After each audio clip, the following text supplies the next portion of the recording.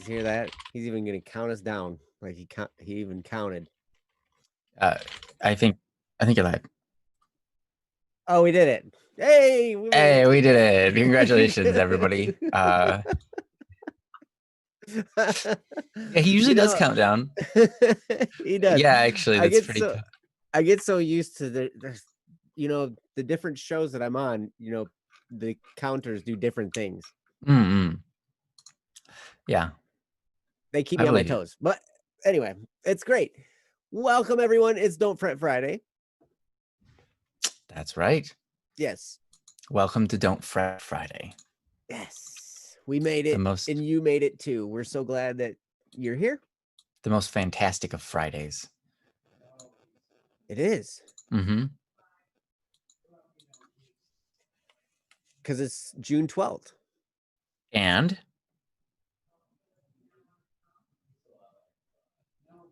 You're going to have to fill it. I forgot, must be. No, I don't know. I'm just. I'm like, I don't know. Could you imagine doing that? That's so mean. You go to someone and you're like, hey. And they're like, hey. And you're like, do you realize what day it is? And they're like, oh. Is it your birthday? And they're like, no. It's not your birthday. I would have got a notification if it was your birthday. What is it? June 12th. And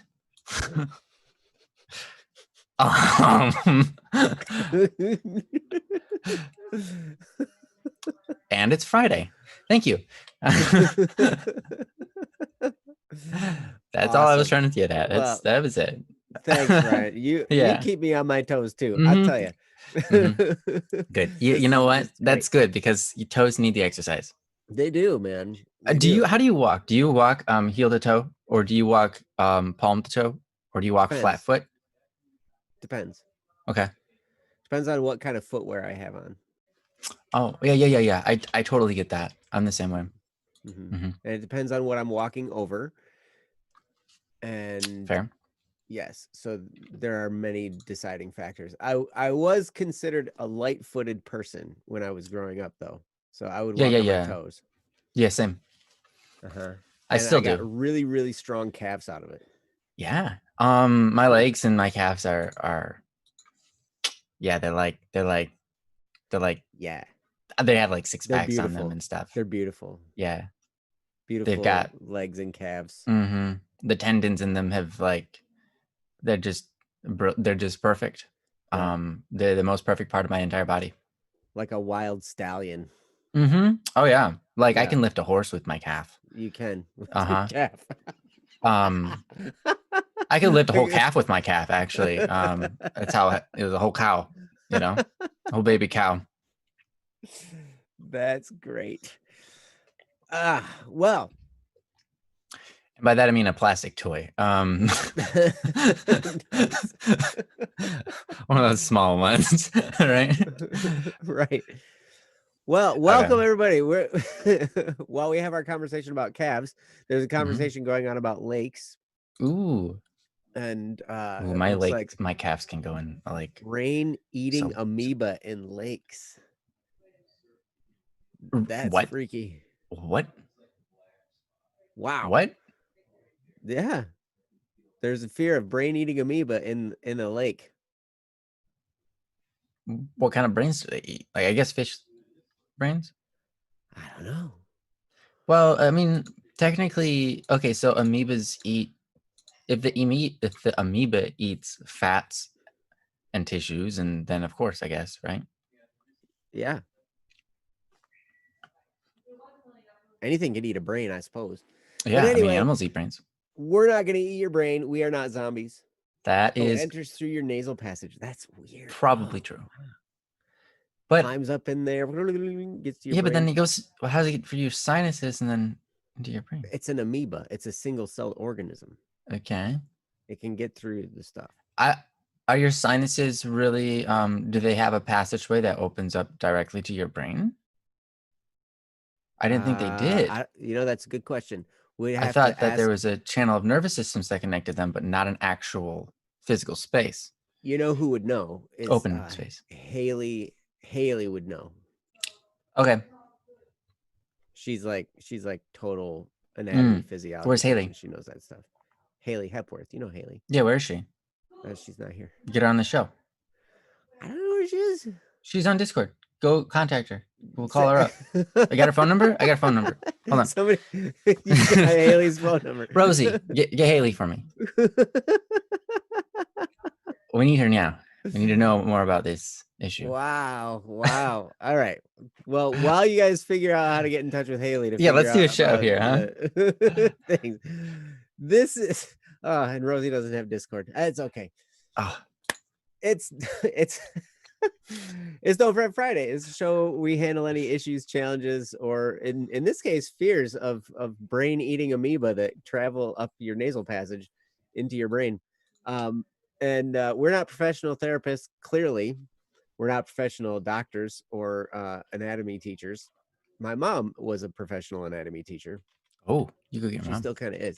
Yes, she knows everything. She would know, but I can't talk to her. She's not here.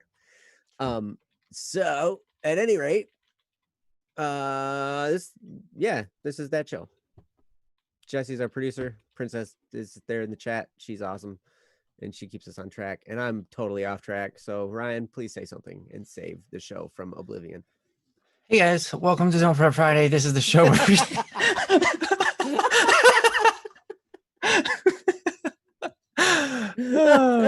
yep. We got this, guys. We are so good. No, I think we should just hop right into it from here, right? Who do we get with us? Good idea. What's going on here? Let's see. We got a list of stuff, and we can talk about anything apparently.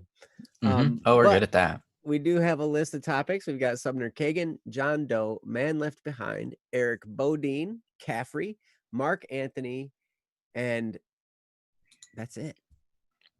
I think the other ones here are done. So if you heard your name, say Hudabla or Flabebe in the chat, and we would be happy to do your topic. And Box of Life says, CDVL and Static, did you ever thought about starting or making a podcast? Yes. As a matter of fact, we made this show into a podcast for a while. We have individual episodes of the topics from Don't Worry Wednesday. There's a few of them. I don't know. There's maybe like 20 or so episodes on. You can find them on most podcasting platforms: Spotify, Podbean, Stitcher, iTunes, probably Google. I'm sure Google. It went out. We used Podbean, and Podbean sent it out to just about everybody, and so it got, podcast on a bunch of them. So, but that's something. And we also have Double Cup of Joe. That is going to become a podcast as well. Yeah. So, yes, that we have thought about making a podcast. And I think we're going to make this show into a podcast again eventually. It's just that we don't have the manpower and the time to do it. We've got a lot of other projects going on right now. So we just haven't had the chance to do it. But I don't see anybody in the chat that has a topic. Although I see one that says Princess in Progress. Okay. It must be Princess is in the process of making one. Yeah. That's what I'm seeing. See, we get the inside scoop on what topics are coming and going and stuff. We get the inside scoop. That we do. So in the meantime, I mentioned our producers, Jesse. I mentioned we're not professionals, and I mentioned Princess is here. How are you, Ryan? I think you've covered all the bases. Yeah, I'm doing great. Life is going fantastic. No issues. We've got some awesome people in the chat. Hey, Boxophile, how's it going, man? Oh wait, Box of Life. Box of Life. No, Box of Life. Oh. Well, Rosie's got something here going Box on. of Life. Okay. Makes sense. First, there's the brain-eating zombie amoeba. Yeah. And now there's Rosie says, me and some BSU friends confronted the head of the school about general and systemic racism within the school environment. Is that something going on at your school, or is that something that I mean, it wouldn't surprise me in this climate that we live in nowadays for stuff to be going on like that.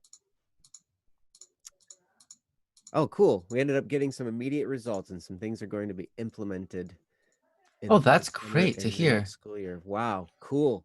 Yeah, because that could be, I mean, it's difficult to see that. So Mm-hmm. Mm-hmm. that's cool. Or rare to Yes. see, I suppose. Yep. Because that's been, I mean, systemic racism. I actually just saw a video about systemic racism and how it's been going on, for generations and generations. And Really? how what we have now is actually the fruit of the racism of the past.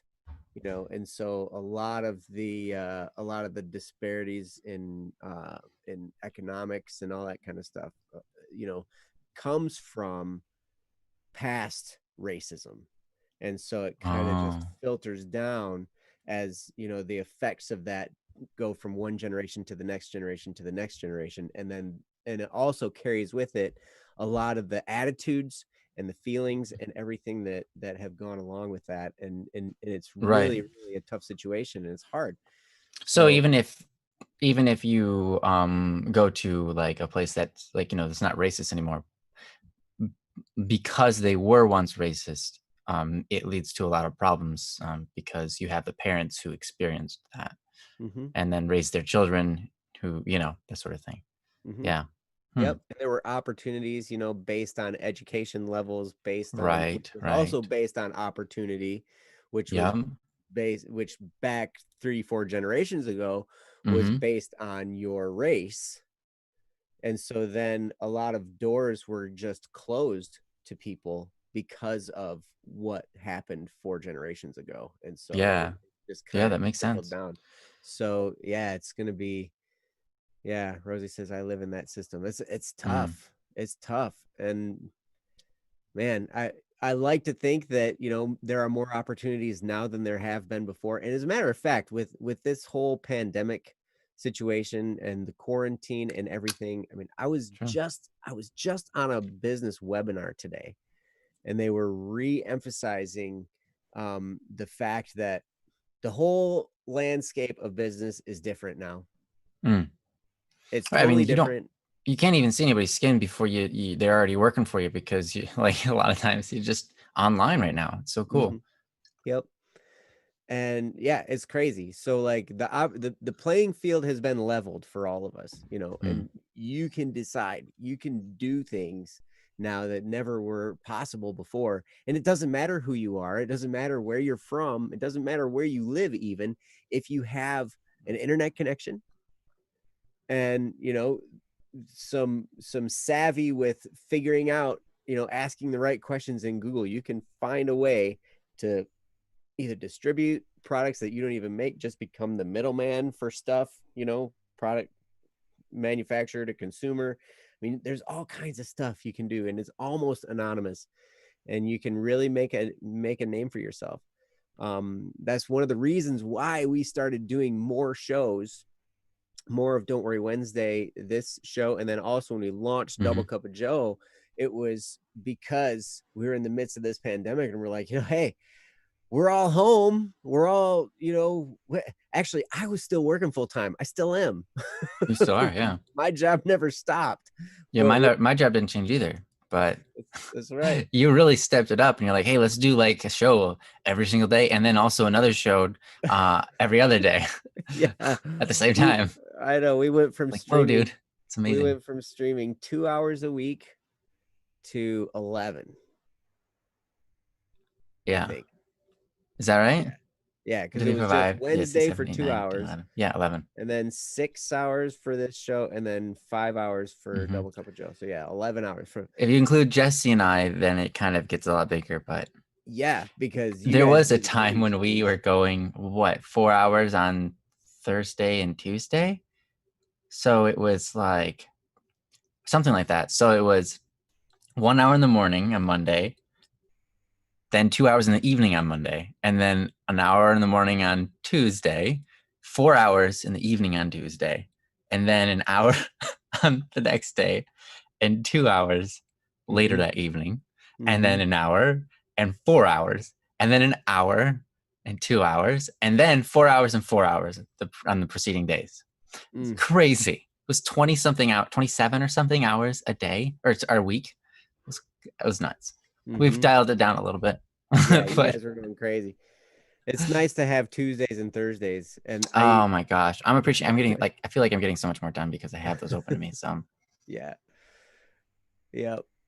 But yeah, I'm telling you, right now, everything, we're in a new world after this quarantine, and a lot of people, there are a lot of statistics out there. A lot of people are just gonna shop from home. A lot of people are gonna be working from home. The people who are gonna have the most trouble, we were actually talking about this after Double Cup of Joe this morning. Jeff came on, and Joe and I were talking, and the three of us were talking. And Jeff works for Michigan Business Network. mhm. He's the operations director, and also I believe they want him to kind of step into the CEO position there. Mm, But I believe it. he was talking about how they interview business owners all day long, business owners, government officials, everything. Like that's kind of what they do at Michigan Business Network. And so he was like, the people who are the Gen Xers and the millennials and beyond, like anybody younger than Generation X, they're really adapting well and starting to grasp this and be like, hey, this is the way the world works now. Everything's done remote, we can do from home and everything. The people who are having the problems are the older than Gen X people. So Yeah, people I can born imagine. before like 1965, I think, or 19, yeah, I think that's it. Yeah, it's because they're not as familiar and set up with that change and all that kind of stuff. They Yeah. were 100%, 100% set up for the industrial age, which was already passing by the time, you know, uh, they had their children. But I mean, that's just the way it is. Hmm. Yep. Yeah. So they're kind of set in their ways a little bit, and so Hmm. he's like they're having a Not hard all of time, them, and but yeah. generally. So yeah, it's amazing. But at any point, Egg, you're here. It's Hey, 2:30 hey. a.m. You're Oh my very tired and not gosh. sleeping until I get a secret from Monsieur P about Criminal Bonjour. Idol. Um, if you care Baguette. about my mental health, you got to do it. Oh man, I'm sorry, Egg. All right. Let's see. Um, a secret. There was a bomber. Secret. I got a secret. Did you know that? Okay, here's a secret. Did you know that Aka Sensei was originally designed to be an English teacher? Huh? Ooh, I got more secrets about Aka Sensei. what? Did you know Please her? tell. Because her character was designed by Senna. Mm-hmm. But did you know that Senna created that character because she saw Kanasaki's character, Kanasaki Hyodo, in the thing? She created him because she wanted to create a character that would have a romance with him because she really liked his character. She's Mm. like, "Oh my gosh, your character's so cool looking, and I really like him, so I'm gonna make this character." And she wanted them to hook up. But this was before like even Criminal Idol started, or at least before the character got introduced in Criminal Idol, at least. Hmm. Yeah. You're welcome.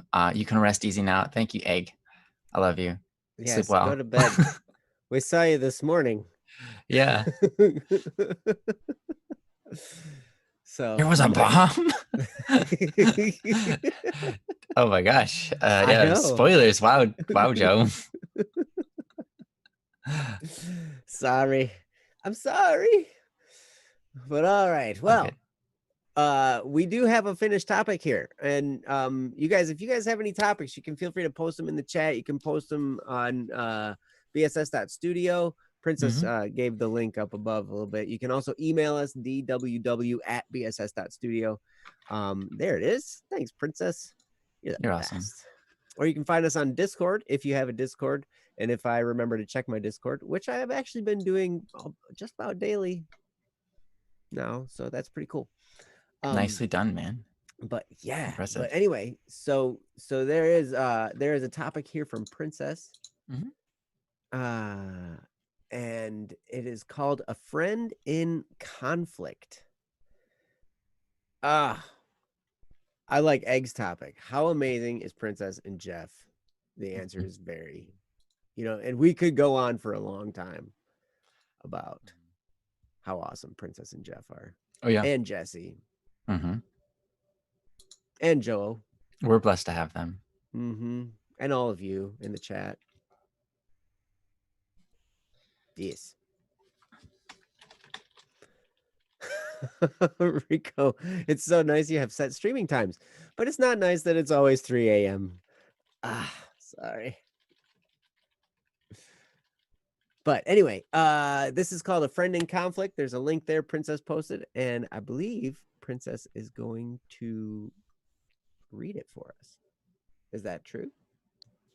I believe so. Hey, there's the voice, the Perfect. wondrous voice of amazing. Woo-woo. Anyway, a friend of mine messaged me today that he was going to leave Discord in a week. I thought he meant that he was taking a week break, but instead he was just going to leave.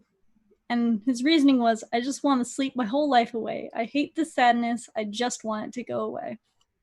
Which is clearly depression. I told him that he should at least get some professional help, but he told me that some of his reasoning of why he doesn't want to. It's not that simple. My mom suffers from depression, and I think it would hurt her if her son, who never had depression, told her that he needs help. She would fall. I responded that if he doesn't get professional help, he'll probably fall instead. That he needs to be able to help himself before he can extend himself to hold up another. He understands what I was getting at, and he also mentioned, I just don't know how to deal with it all. By now, people would just say, go leave, or don't care. So I don't know how to react, but I don't want you to worry. Would you have any advice for what he should do, or what he can do to help his mom if he chooses to tell her about his depression? Thank you, from Princess. That is a good question, and I appreciate I appreciate that he cares about his mom. He doesn't want to, bring her down. That that's a really good aspect of his life there, and that's something that can be maybe pointed out, in conversations with him. A lot of times, anytime you can point out something that's good about a person, it, even though it doesn't always just like fix the problem immediately, of course, what it does is it starts to build value of themselves in them again, even if there's no response to it starts to build that again. But yeah, this is definitely a touchy thing. Obviously professional help would be very helpful, especially someone who's suffering from depression at this level.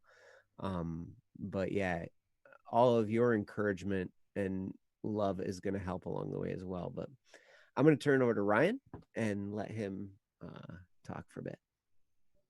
All right, sure. It's fascinating to me, the way that this works. When you have somebody who's depressed and you're around them, right? You can become that way yourself, pretty easily. So in that, saying it's not that simple. My mom suffers from depression, and I think it would hurt her if her son, who never had depression, told her that he needs help. She would fall. And I think that that's what we think is often the case. But we find out that it's not the case. Like a lot of times when I don't know, a lot of times we expect bad things to happen, when we share our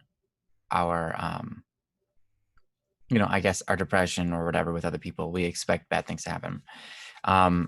But here's the thing, like, I would more so expect that if this person shared their depression with their mom, that their mom would then feel partially responsible because she's depressed too, but also in that desire to help him, right? I mean, it sounds like they have at least a close enough relationship. If one is to say she would fall if I told her I have depression, right? That means they have a close relationship. So if he tells her he has depression, it's more likely that she will try to step up as a human being, as a loving mother, to help them, and in that help herself. Because when we are in depression, right, when we are depressed and we step up and we try to help another person, we actually start to do the thing that negates depression, right? So even though it's not like an instant success, right, and it takes time, and a lot of time, especially depending on how long the person's had depression, it can take very long time, because that habit's been ingrained in them, but I think that if they shared that with their mom, it would bring them closer, but and strengthen their relationship, but even more so, begin to help her recover as well as him or her. Yeah, him. You said him. I told him.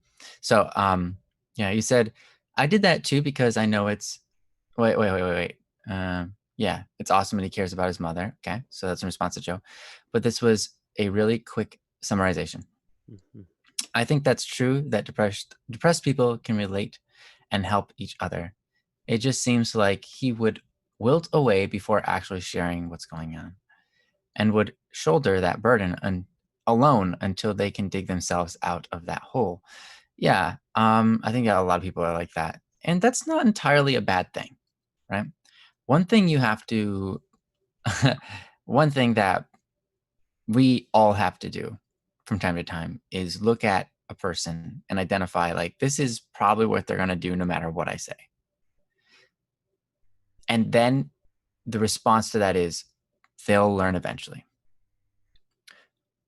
Like, I've had friends from all sorts of walks of life, and some of them suffering from depression or just suffering from anger issues, suffering from all sorts of different stuff. And, I give them advice. I try to help them out, and they listen, they respect, and they say, this person's sincere. They get it. But it doesn't mean they're going to take any of the advice, right? But the beautiful thing is, if I'm patient, usually what happens is just through positive contact, even if it was just that once, they usually get better, believe it or not. There are times when I look at something and I'm like, okay, they just don't understand. They just don't understand. That's okay. They don't get it yet. They have to go through some things before they get it. That's how it goes. And so sometimes when you look at someone, like, for example, a child who's trying to build with Legos and they're not getting it. They can't put the pieces together. They're really uncoordinated, and, like a really young toddler or even younger, like a baby, you see them play with Legos and they've got the idea that they're supposed to connect them, but they try and they smash together and nothing's going. It's not clicking. It's like, they'll figure it out. They'll get it. If they've brought it up to you, then it means that at least they're aware of it. What's most important is that they get the idea that they should work on it. Even if it means working on it alone, as long as they're focused on, how do I go through this? How do I solve it? And they start thinking logically about it. Now it's very hard because when you're depressed, not saying that you're an incredibly emotional person, but depression is an emotion itself, right? And so it does kind of guide us in an emotional path and lead us away from logic, right?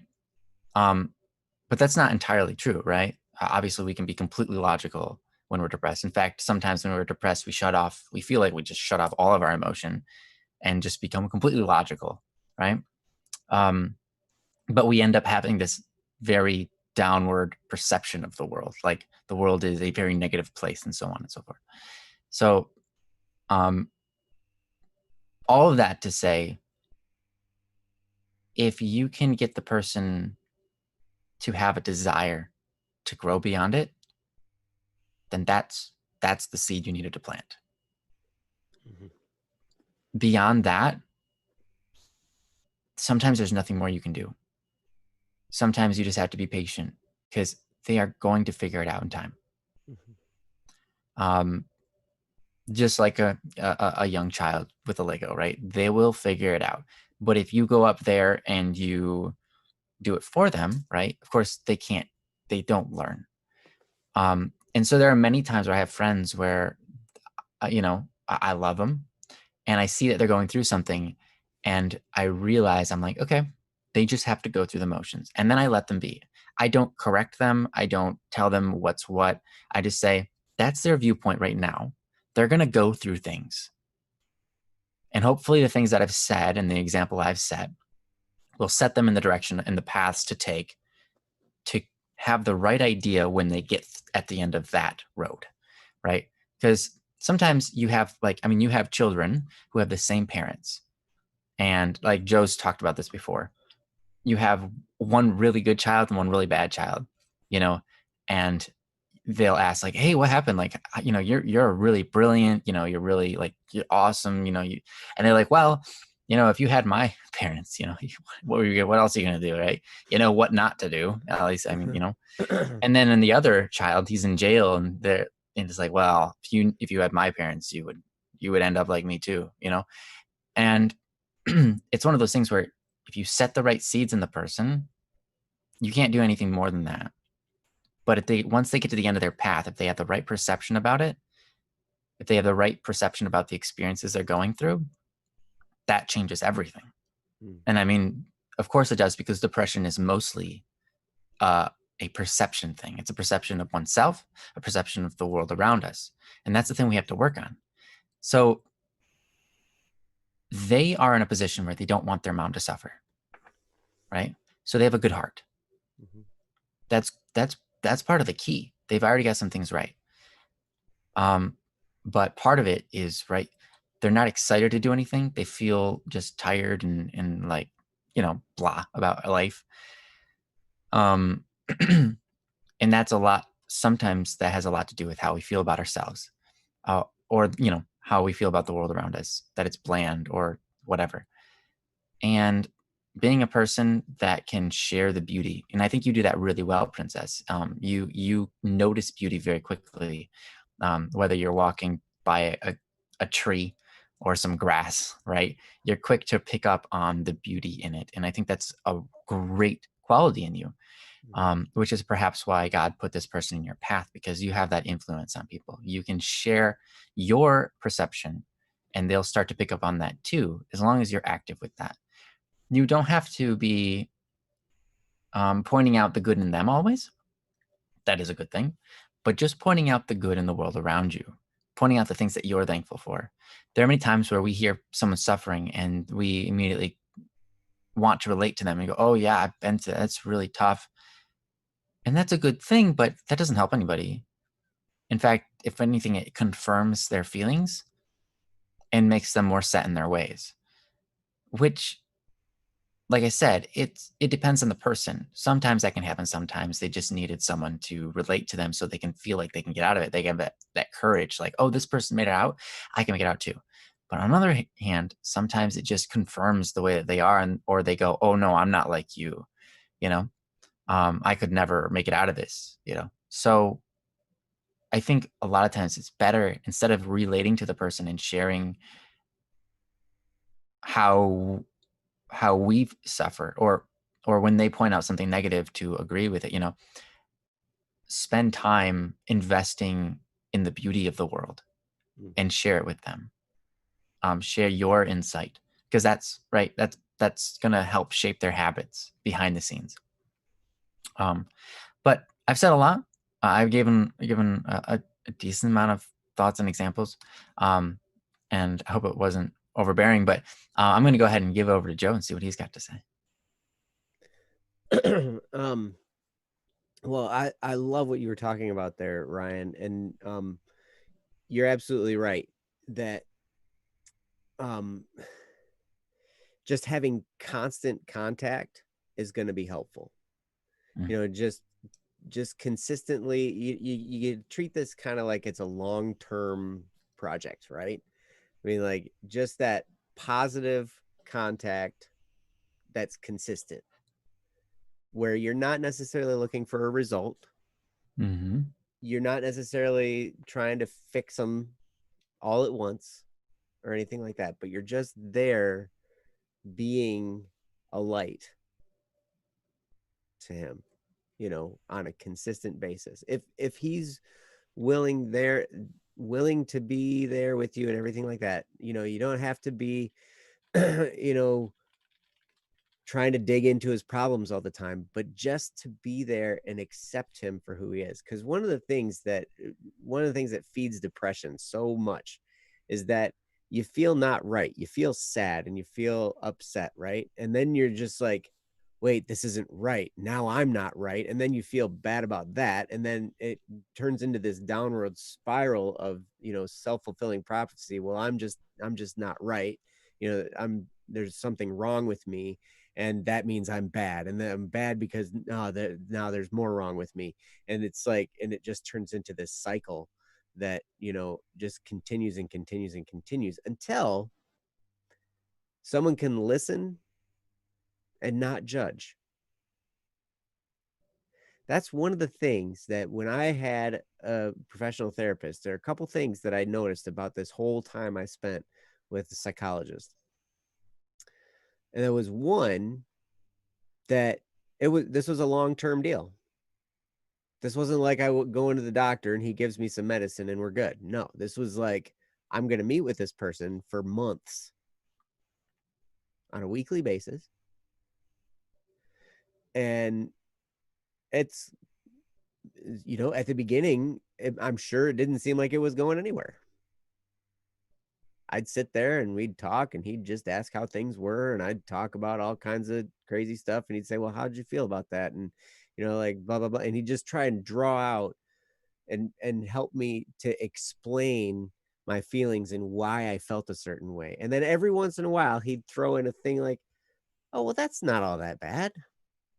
You know, like it, and just trying to make me seem like, because one of the problems is I was thinking that my thinking was bad, because in my case, I was in a path. One of the things that contributed to me having a nervous breakdown was I was in college and I was doing everything that I thought my parents expected me to do, right? And so I was going down this path and I was conflicted inside, because I was like, this really isn't the path I want to be on. And, you know, but I know I'm supposed to be here. And, you know, it's just turning into this big thing. And what happens if I stop, then, you know, all this bad stuff's going to happen, because it's been built up in my mind that if I don't follow this path exactly, then, you know, my whole life's going to fall apart. And I'm never going to succeed at anything. And, you know, blah, blah, blah. Like this was the scenario going on in my head. Right. And so like now I'm feeling bad because um I I'm not accepting this programming, right? That's been handed to me. And so now I feel like there's something wrong with me. And then it's like, oh my gosh, and my life's going to fall apart because I don't do this. Right. And so there was this whole dynamic going on. And now I don't know if that's the same thing going on here. It probably is not, but the principle is the same, where I was feeling bad about me and I was feeling bad about the way I thought, and I was thinking that my results were just going to be horrible, so why even try? Right? It was just a very defeating point. And so the thing that kind of started to snap me awake a little bit was that when my therapist would say things like, oh, well, I know lots of people who didn't follow that path.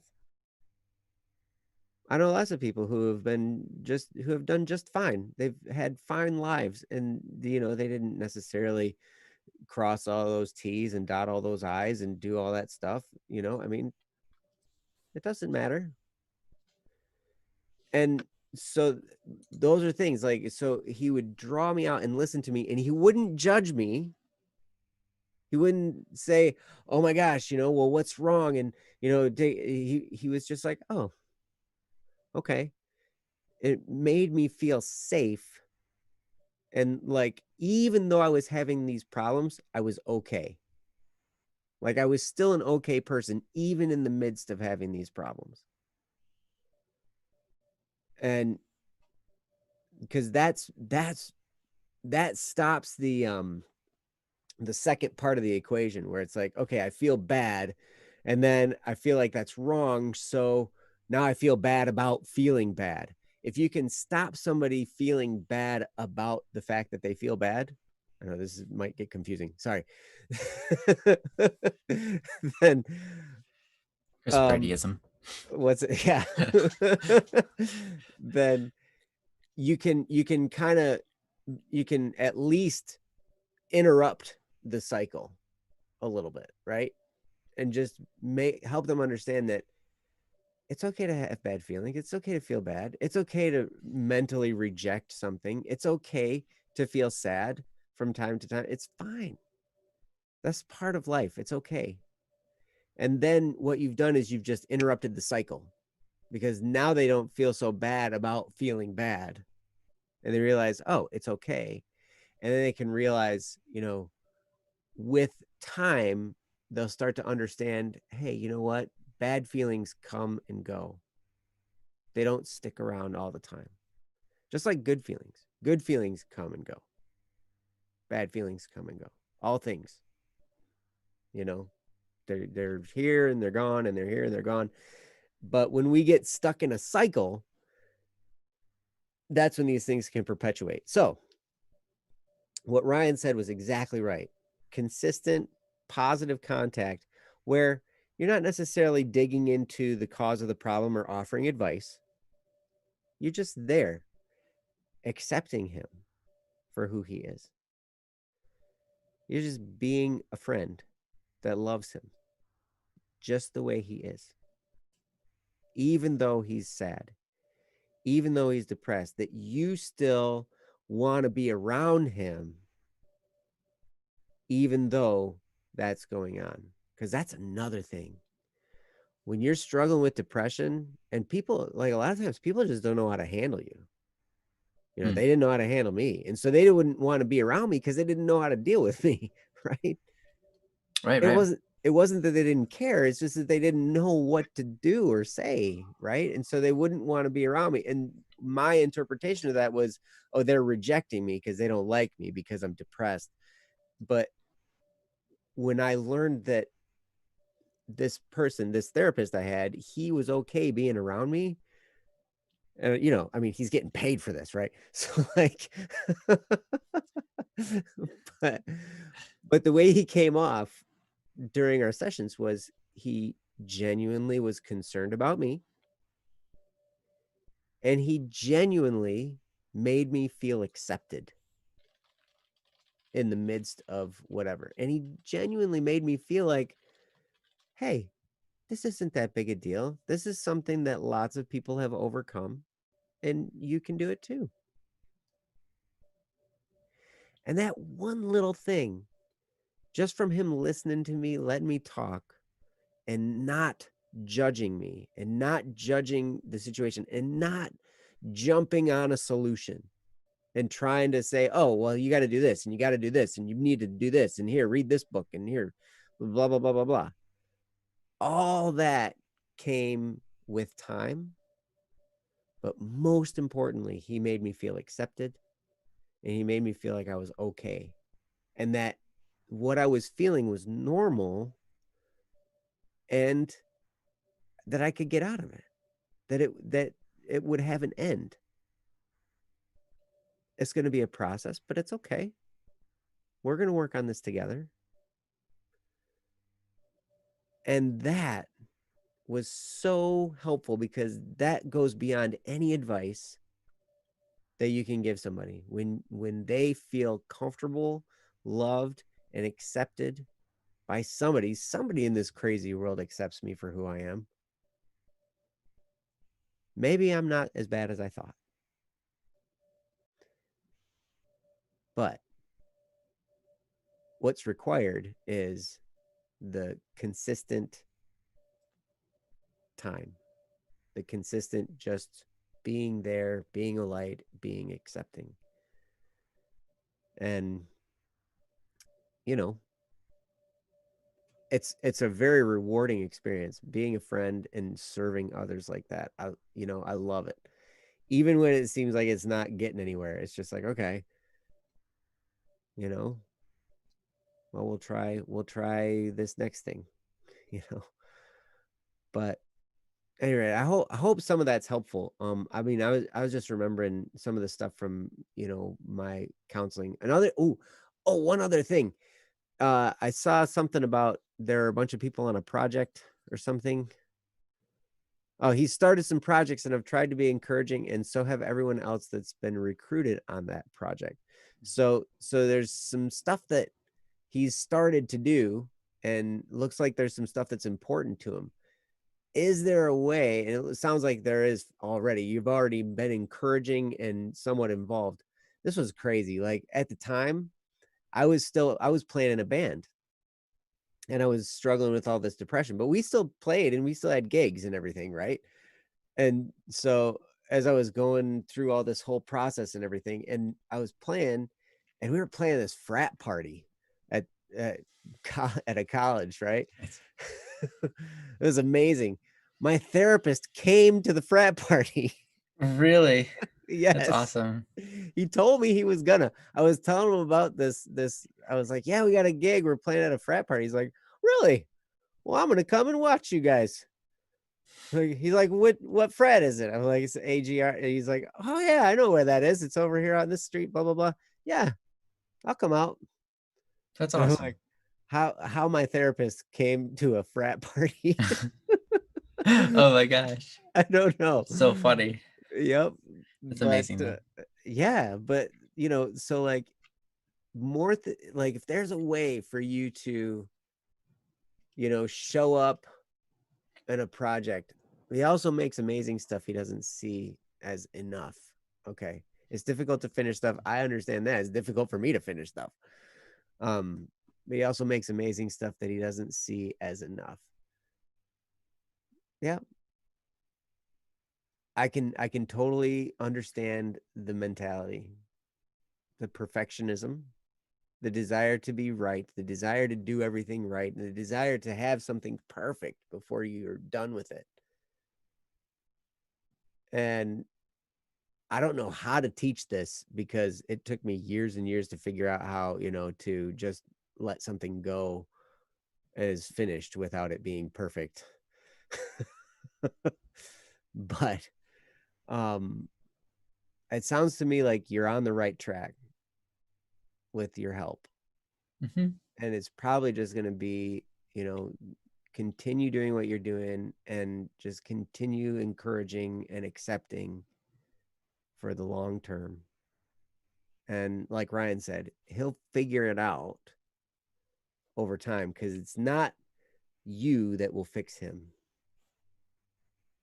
And for me, it wasn't my therapist that fixed me. It was me and God's grace, right?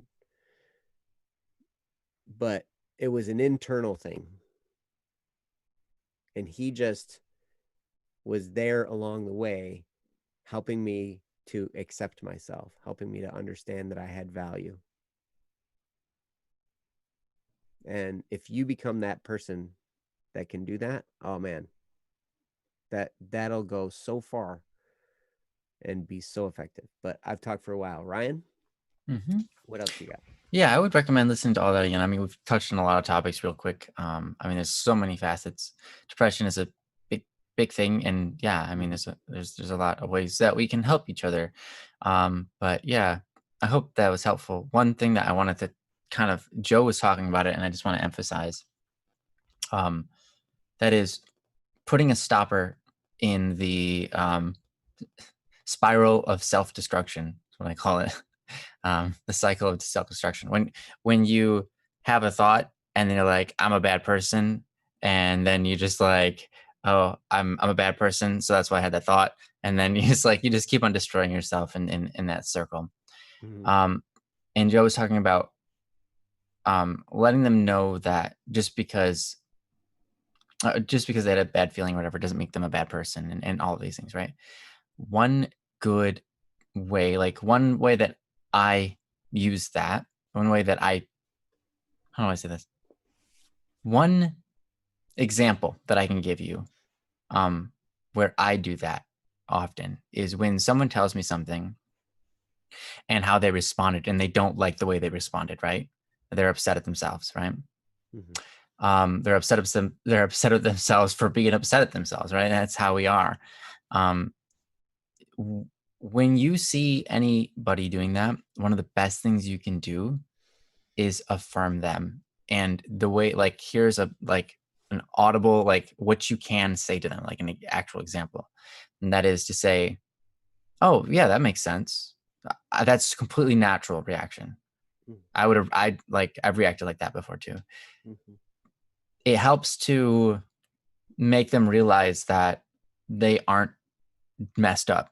They aren't like just like absolutely broken human being. Because when we can identify something and be like, oh, yeah, it's actually a natural response.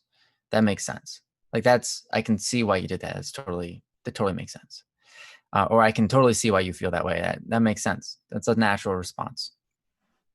Any of those lines, it works, or all three together, whatever. It works really well because, like I said, it helps to make them understand that they don't need to hate themselves for thinking that.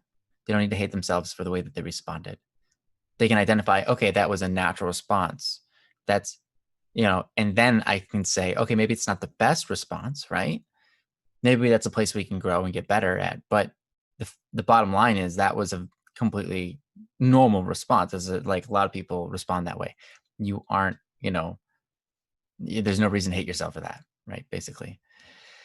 So that's one good way to kind of get in the way of that self-destruction, is to say those type of lines, because even though they're not necessarily encouraging, because you don't want to encourage bad behavior, right? They do help to let the person know that they're not a broken human being, that their brain works just pretty normally. And so that can allow them to go, okay, there's no reason to give up hope on myself. I've not gone to the deep end to the point where it's like I have no way to redeem myself, no way to help change, because no one really is there. We assume that people are there. There are many times where, I've heard it many times, they'll never change. They'll never change. And I've seen so many people change right after someone said they'll never change. And it's really interesting the way that the human brain works. You'd be surprised. Like, my stepdad, Jim, he has a mom. She passed a few years ago. But before she passed, she had Alzheimer's, where it's the illness in your brain where you kind of just forget everything. She had to a pretty intense degree. She used to smoke every single day, like, of her life for the last like 8, I don't know how long, like 50, 60, 70 years. Wow. She was like a chain smoker. Multiple times a day she would be smoking. And one day she got hospitalized, and so she went to hospital. She wasn't able to smoke there. She was only there for like a few days. She came back to her normal place of residence, and she never smoked again. And when questioned about it, like, hey, did you ever smoke? She would go, oh, no. Like maybe when I was like in high school, but I no, never smoked. And it's like, you literally smoked last week, and then like multiple times a day, like okay, yeah, you never smoked. Good. I'm glad you don't smoke anymore. She also got her eyes repaired at one point. She had glasses for like her entire life. But she got them repaired, and she was asked about that too. Someone's like, hey, do you need your glasses? She's like, glasses? I've never worn glasses before. Like, what? You've forgotten that you wore glasses every single day of your life. So even though, I mean, that's an extreme case where someone has Alzheimer's as a disease, right? And it proves that the human mind is really not set in stone. It's impossible, to say that the mind cannot change. When you witness something like that, you realize the mind is so malleable and so capable of change. We can be stuck in our ways, but we can if we get stuck on in our ways of changing it, we'll change it. And that's the bottom line. So if you can help the person have a forward look to their lives, like I said before, I think that would help a lot. But a lot of times you just got to be patient. There are people out there with all sorts of weird perceptions about reality. There are all kinds of crazy, weird, strange, doesn't make sense. And you just have to allow those people go through the motions, and sometimes they figure it out. Sometimes they don't. And that's sad, but it's okay. Because at the end of the life, right? Not going to be judged for that. If they didn't understand something, God's not going to be like, you didn't understand this. No, God's going to be like, you just didn't understand. Right. So of course you did that, right? And of course you had that reaction. You didn't, I didn't come down and explain it to you, and that's fine. Yeah, I'm not going to judge you for it. It's all right. So yeah. Anyways, that's what we got. Thank you so much, Princess, for the topic. We appreciate that. You have a big heart. We appreciate you that you're always trying to help people. It's so amazing. But yeah. Yeah, thank you, Princess. So hopefully some of that's helpful. And what's next? Sparrow was here. Sparrow was here. I hope Sparrow is still here. Sparrow was here. Sparrow is here. Is you here? Sparrow here's here? Haha. Sparrow is here. And Sparrow is here has a topic that's here. Is that we didn't get to handle this one last time because Sparrow was. That's right. Sparrow was here, but then he had to leave before we got to do his topic. So I'm glad that they're still here. Right. Sparrow, we love you. Seriously. It always makes me happy to see you on here. Yes. And again, anyone else who, if you guys have something that you're going through, or you have a friend that's going through something, again, you can post it in the chat. You can post it on our website, bss.studio, or you can send us an email, dww@bss.studio. We'd love to help in any way we can. And see, I love it because I say that, and then all of a sudden Princess writes it in the chat. Yeah, she's so good at that. Right there. Perfect. Like a boss. Like a boss. Yeah. Princess is boss. So, anyway. All right. So, Sparrow has a topic called delays. And, Princess, would you like to read it for us? Sure. Why not? Sparrow is here. On the 12th, I have a meetup with some friends. It's been delayed like 20 times, and it's finally coming to fruition. That's saying it doesn't get delayed. I'm just worried that it'll get delayed again. Sparrow is gone, but Sparrow is in the chat. From Sparrow. Yes. Wait. Sparrow. So, I guess here's the real test. Today is the 12th. Yeah, how'd it go? Did it happen? Did you meet up with him? Or did it get delayed again? There we are. I mean, I'm assuming it went well. Okay. All right. There it is. Cool. Sweet. Cool. Well, problem solved. It was cut short though. Okay. Yeah. It happens. Yeah. Well, that was really cool. So I'm assuming this was a meetup in person, or was this a meetup like on a video call thing or whatever? Because I kind of like the video call ones. Being an introvert, I love that whole thing. I love that I get to hang out with people, and we're here. But wow, in person, wow, cool, man. That's like next level. Next level stuff. Wow, how do you do it? That used to be the only way to do it. What? Well, that's awesome. But it's interesting though with all the delays going on, and I mean, I'm pushing things back.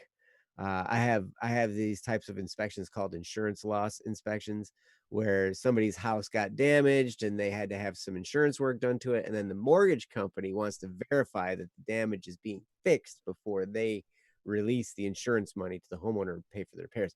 Right? There's this whole like game of, whatever. And I'm like stuck right in the middle of deciding whether or not this person's going to have the money to pay for their repairs that it's already in progress. Right. So, but because of this whole coronavirus stuff, those have been delayed and delayed and delayed and delayed. And it's like, I got some of them in the middle of March and I called the people and I'm like, well, I don't know how this is going to last, but I'll call you in a week. And then I call them that week, the next week. And then, well, I'll call you next week. And then a week went by and then you know what? I think this is going to go longer. How about I call you in a month? They're like, okay. And so I'm like, then I call them in a month. Well, how about I call you in another month?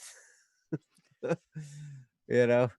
But yeah. So, but now we're coming up on the time where things are starting to finally kind of relax a little bit.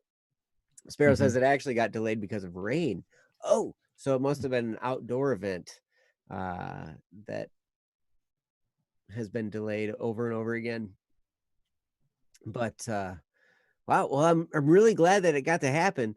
But man, I understand standing there waiting, wondering, is this actually going to happen? Is this not going to happen? Like all kinds of things that can go along with that. Ryan, did you have anything to talk about with this?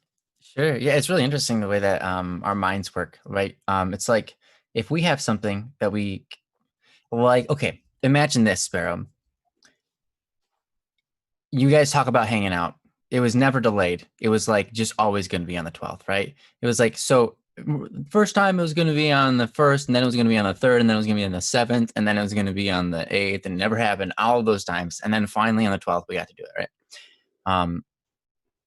It's really annoying. But imagine instead if it was always just going to be on the 12th. And so therefore it never got delayed. When the 12th came, it happened and it was great, right? If we can take a step back sometimes and look at things like that, we can realize we're adding tension into our minds by our own design, by our own choice. We don't need to have that, right? And it's funny because a lot of times anyways, when something is delayed, it's still worth it. In fact, it feels more worth it anyways. Because then you have a cost, you have like an annoyance that you had to pay forth before you got to enjoy it. And that's the way that our human brains work. We tend to enjoy things when we have to work for it, right? But a lot of times it's like, man, this got delayed so much, but it was worth waiting for.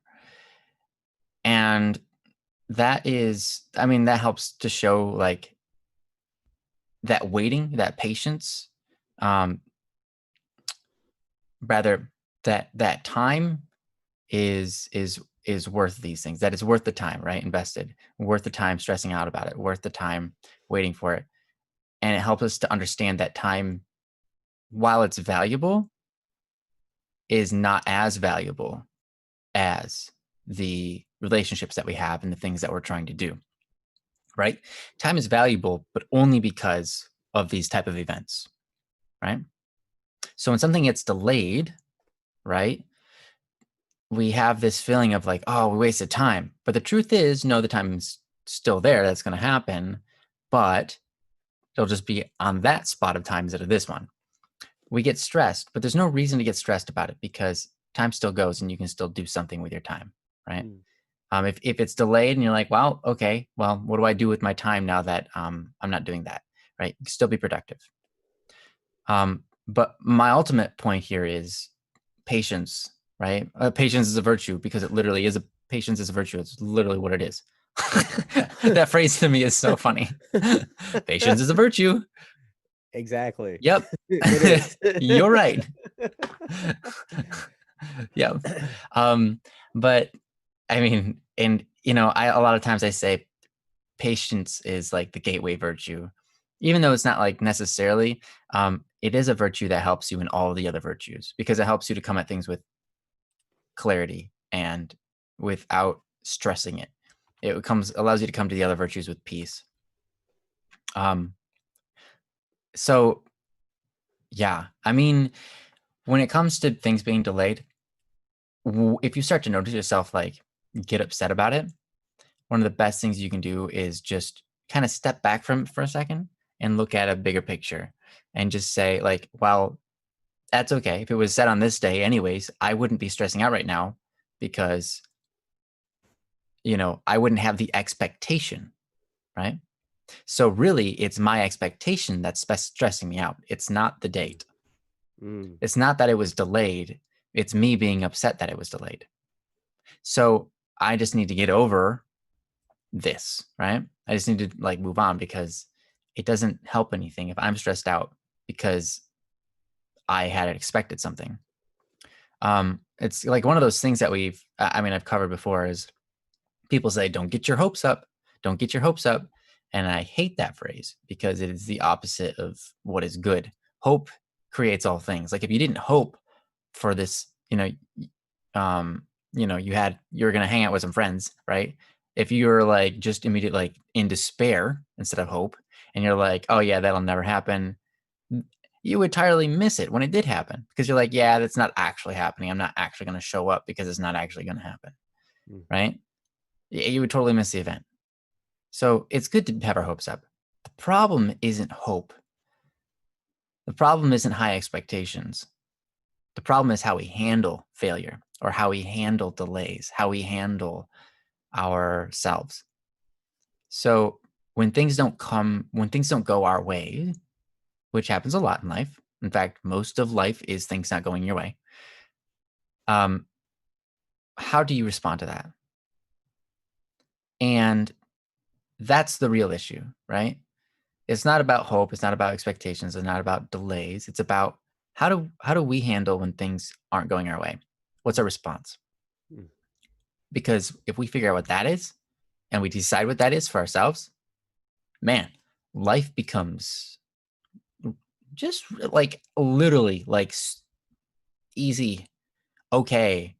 Like, I don't know how to say this, but it is so important to understand that, because then you're not emotionally overwhelmed by surprises. It's more like life might take us, where when things change, you can get excited instead of all stressed out and worried, right?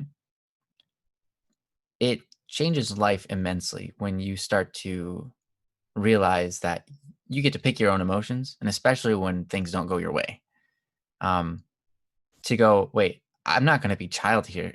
I don't want to be childish. Just because things didn't go my way, I'm not going to break down and cry and be mean or like, oh no, this is my toy. We don't want to be like that. Mm-hmm. When things don't go our way, I think if we can just define what we want to react with, like during that, life opens up and becomes, I don't want to say simple, but it becomes a lot more enjoyable. Mm. It becomes a lot less dark and a lot more just easygoing, and all that. But anyways, that's what I got on this topic. What do you have, Joe? I love that you were talking about that. The whole, how am I going to respond when things don't go my way? Because that is really truly the point. It's like, okay, things didn't turn out the way I expected them to. Now, how do I respond? Right. And what's the important thing here? What's important about this situation? Right. And I think I was thinking of this example. My in-laws, we put in a pool at my in-laws' house a couple weeks ago. Maybe it was last week. I don't know. Yeah, it must have been last week. But anyway, so we had to truck in all this sand, right? And so like my father-in-law took his truck and trailer and went to the landscape supply place and got a whole bunch of sand, brought it back. And so we're shoveling it and everything. And, my two sons are in the back of this trailer shoveling sand with me. Right. They've both got their shovels, and, we're digging in the sand and we're putting it in the wheelbarrows. And then my father-in-law has this, it's almost like a bulldozer thing. It's like a John Deere tractor with a bucket on the front of it, for moving dirt around and stuff. And so we're in there, we're filling that thing up, and it occurred to me, like, you know, my sons, they're smaller. You know, I've got an 8-year-old and 11-year-old, and they're not, you know, they can't get as much sand in a scoop, you know, and plus it's a smaller trailer. It's not a very big space. We're all standing in there together and we're working off the same pile of sand, and Oh, it's like, you know, so it's like confined quarters.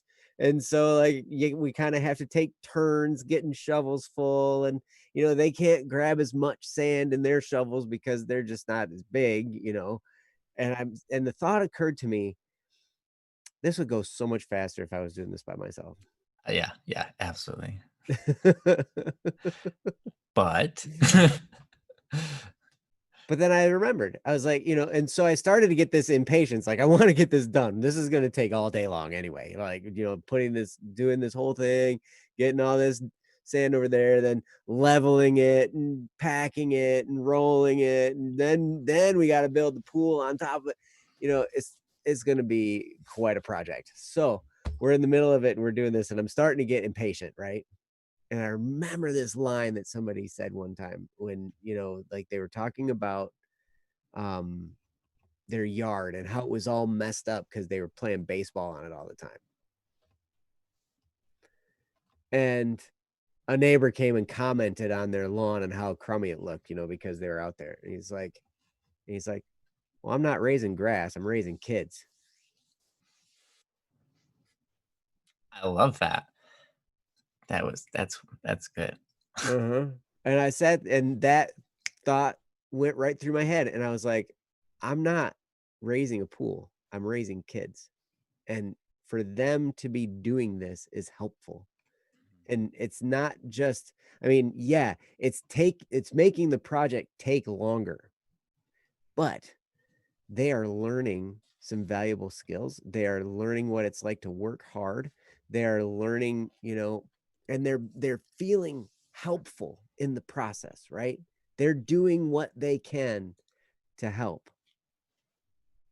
And that is so beautiful. So a lot of times, all it takes is a little shift of our focus of why. You know, and I love how Ryan said this event was going to happen on the 12th anyway. Wave Slayer, free child labor. Nice. But it was fun to work alongside my two boys. You know, we had a good time. Um, but at any rate, it's going to turn out the way it's going to turn out. I have to remind myself all the time of that when I'm thinking about Black Static and Swerve, when I'm thinking about my job as an inspector, and I'm thinking about how I want to ditch my job as an inspector and do podcasts and music recordings and create media and run Kickstarter campaigns and do all the stuff we do here. I want that to be what I do all the time. And I don't want to do inspections because inspections isn't any fun. And everything I do over here is a lot more fun. And I'm like, I just want to do that. But I have to remind myself, it's going to happen the way it's supposed to happen. It's not necessarily up to me. All I can do is try my hardest. All I can do is the best that I can do. And the rest of it's outside my control. I was talking to my wife today. She was talking to my mother-in-law, her mom, and her mom was worried about a wedding that's coming up and wondering about how's everything going to be with quarantine, how's everything going to be with, you know, like, is this even going to happen? Are we even going to be able to go? Are we going to, you know, are the kids going to be able to go? Like, what's going to happen? All this stuff, all these thoughts whirling around. And my wife, I was really proud of her because she was like, Mom, we can't do anything about any of that. We're just going to have to wait and see as it gets closer what's happening and make our decision. And that decision is not going to be up to us, really. We're probably going to be, you know, if we can go, we're going to go. If we can't go, we're not going to go. If it has to be pushed aside, it has to be pushed aside. It has to be done some other way. Who knows?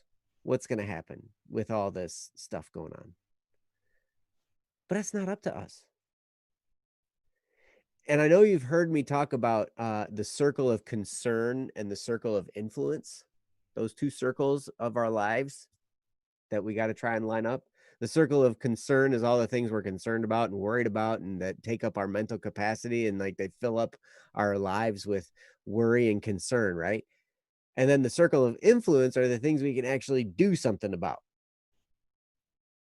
And so many times, man, we are worried and concerned about things we absolutely have no influence over whatsoever. It's not going to make any difference that we're even thinking about it, but we are. And peace of mind comes quickly when you line those two circles up.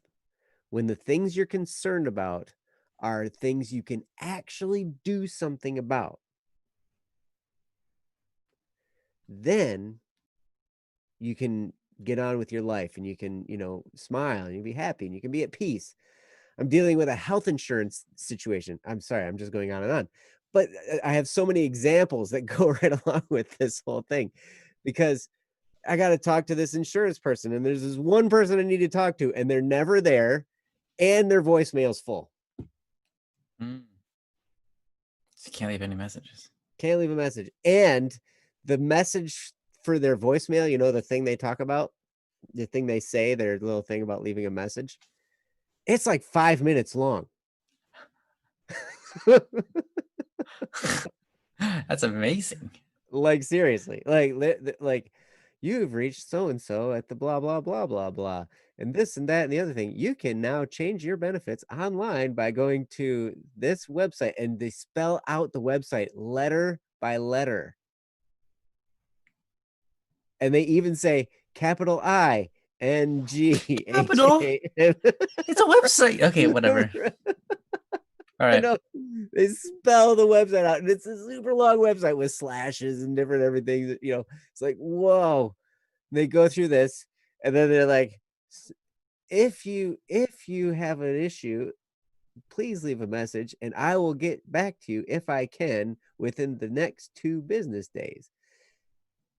If you need immediate assistance, or you have not heard from me in the past 2 business days, please press 0 now. And then it goes to the voicemail part where it's like, to leave your message, and it says, this person can no longer take messages because their mailbox is full. And it's like, really? I just sat through that whole thing.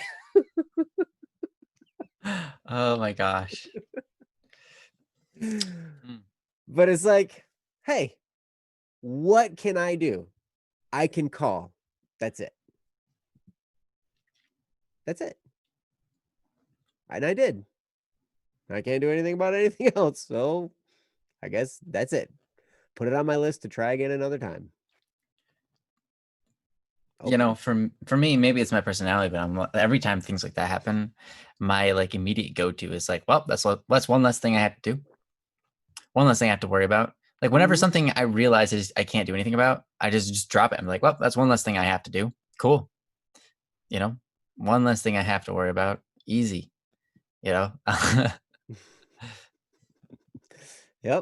I love it. It took me a long time to get to the point where I could be like that. But when I finally learned this is my list of stuff to do, and then because here's the thing, all I can do is make the call. I used to put on my list, like, figure out the insurance stuff, right? That would be my task on my to-do list. Instead, now I put call the insurance company, because that's the only thing I can really do. I can't fix the issue. They have to fix the issue. I can only call them to try and fix the issue, right? So when I rephrase that in my head, like, okay, I'm only going to be concerned with the things that I actually can do, then that helps so much. And, and the response can be much like what Ryan was just talking about. Hey, that's one less thing I have to do now. I did it. Done. Let's do a fancy dance and turn it back to Ryan. Actually, I don't really have anything that I need to add to that. So thank you so much. for the post there, Sparrow. Mhm. It's really nice to I'm- see you here. I'm glad it Wow, got. we really I'm glad appreciate it got you. figured out for you too. Yeah, I'm glad that it actually happened. That's how it goes, man. I'm glad it happened. It's great. But yeah, hopefully going forward, I mean, not too many things get delayed on you, but it's all right if it does. That happens. So Nice. Well, all right. What's next? what do we got? I'll read through the names of people that we have topics in the queue here. Sumner Kagan, John Doe, Man Left Behind, Eric Bodine, Caffrey, and Mark Anthony. And if any of you guys hear your name, then yeah, let us know you're here. We'd be happy to do your topic.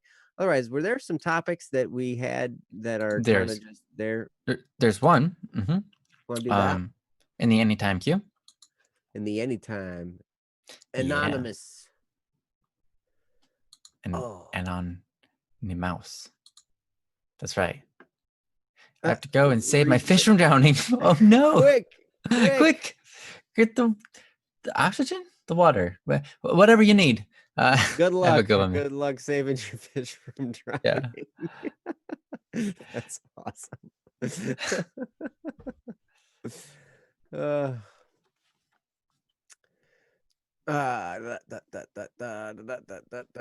Princess, I don't know what you're talking about in the other chat.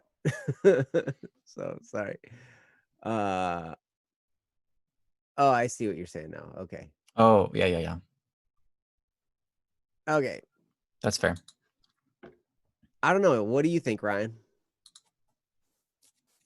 Okay, so I guess we're given the option to do about a topic about, okay, let's take it to the people that are listening.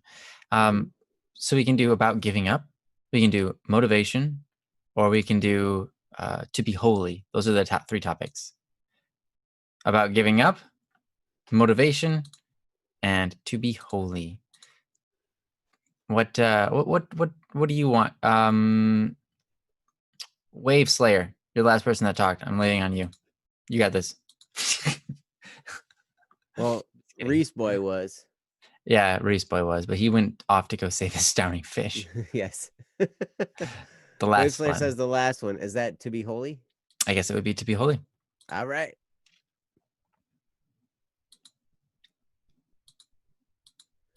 Let's do it. Does this link work? There it is. Got it. Bang. Nice. Oh, what? That was weird. There it is. And this is from Anonymous. And it's called To Be Holy. And Princess, would you like to read it for us, please?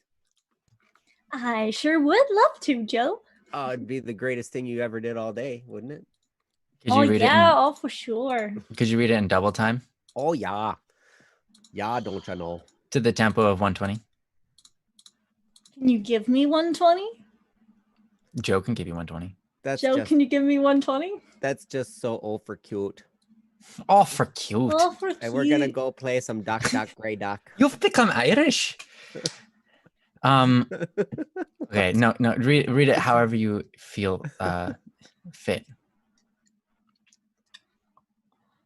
My dream is to be an angel. To some, this probably sounds stupid or ridiculous, perhaps even unachievable considering the sins I commit when I don't even try. But I want to be like Static and Joe, to be of light. Yet I find that hard to maintain in the face of temptation. It's as if I want it so badly, but I know I'm falling away from it. How do I resist temptation and keep my light while shrouded by darkness? Darkness that permeates through my mind, clouding and ever changing the direction I seem to be moving. How can I forgive myself for messing up countless times on trying to achieve this dream of mine? How can I find the balance in the desires and thoughts I have and what I know is good? From Anonymous. Wow. You. Moose. Is that how you spell moose? M-O-U-S-E? Oh, sorry, M-O-U-S without an E. Something. Some Moose is spelled M-O-U-S-S-E. Oh, you're right. It as actually in is. chocolate Yeah, chocolate mousse. mousse. Mhm. Which Yes. is, if you've ever went up and licked a chocolate mousse in nature, they're actually pretty friendly, but they are Oh, huge and will crush your car. So they will. Yes.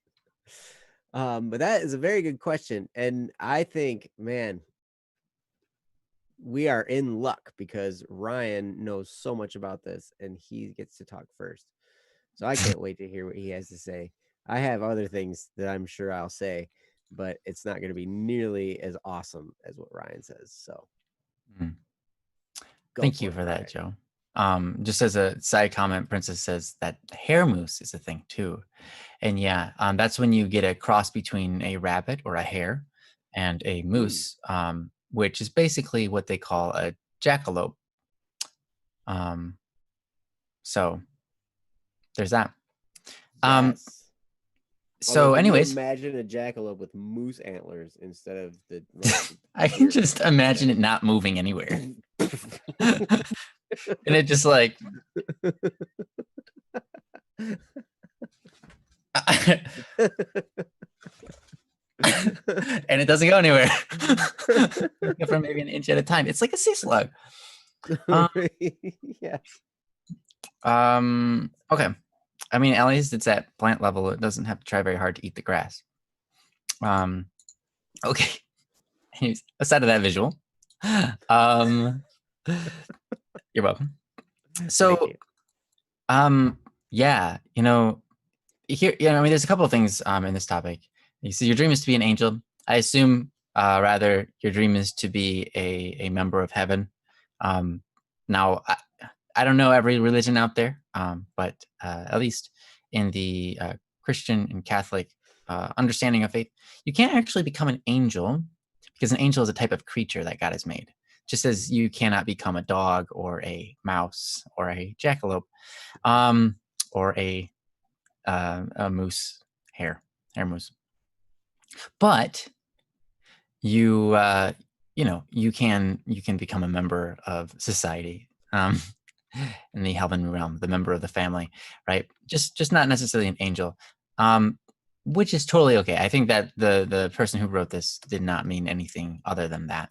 So continuing on, how do you deal with temptation? And when you're living a life and you feel like you're shrouded by darkness, you have all these dark surroundings, dark temptations, and you, even though you want to live a good life and you want to strive for holiness, right? You want to go in that direction. How do you navigate through those, and especially how do you forgive yourself?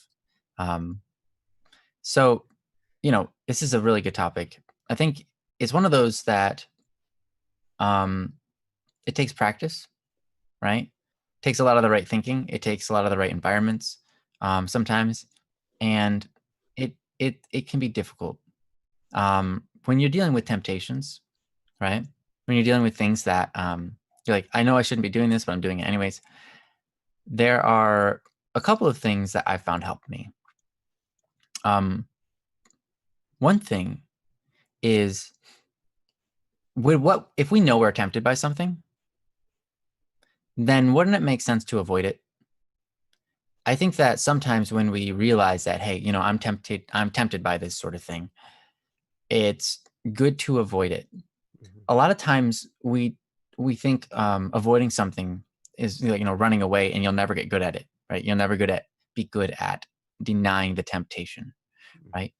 But the desire to be around it is a temptation in itself.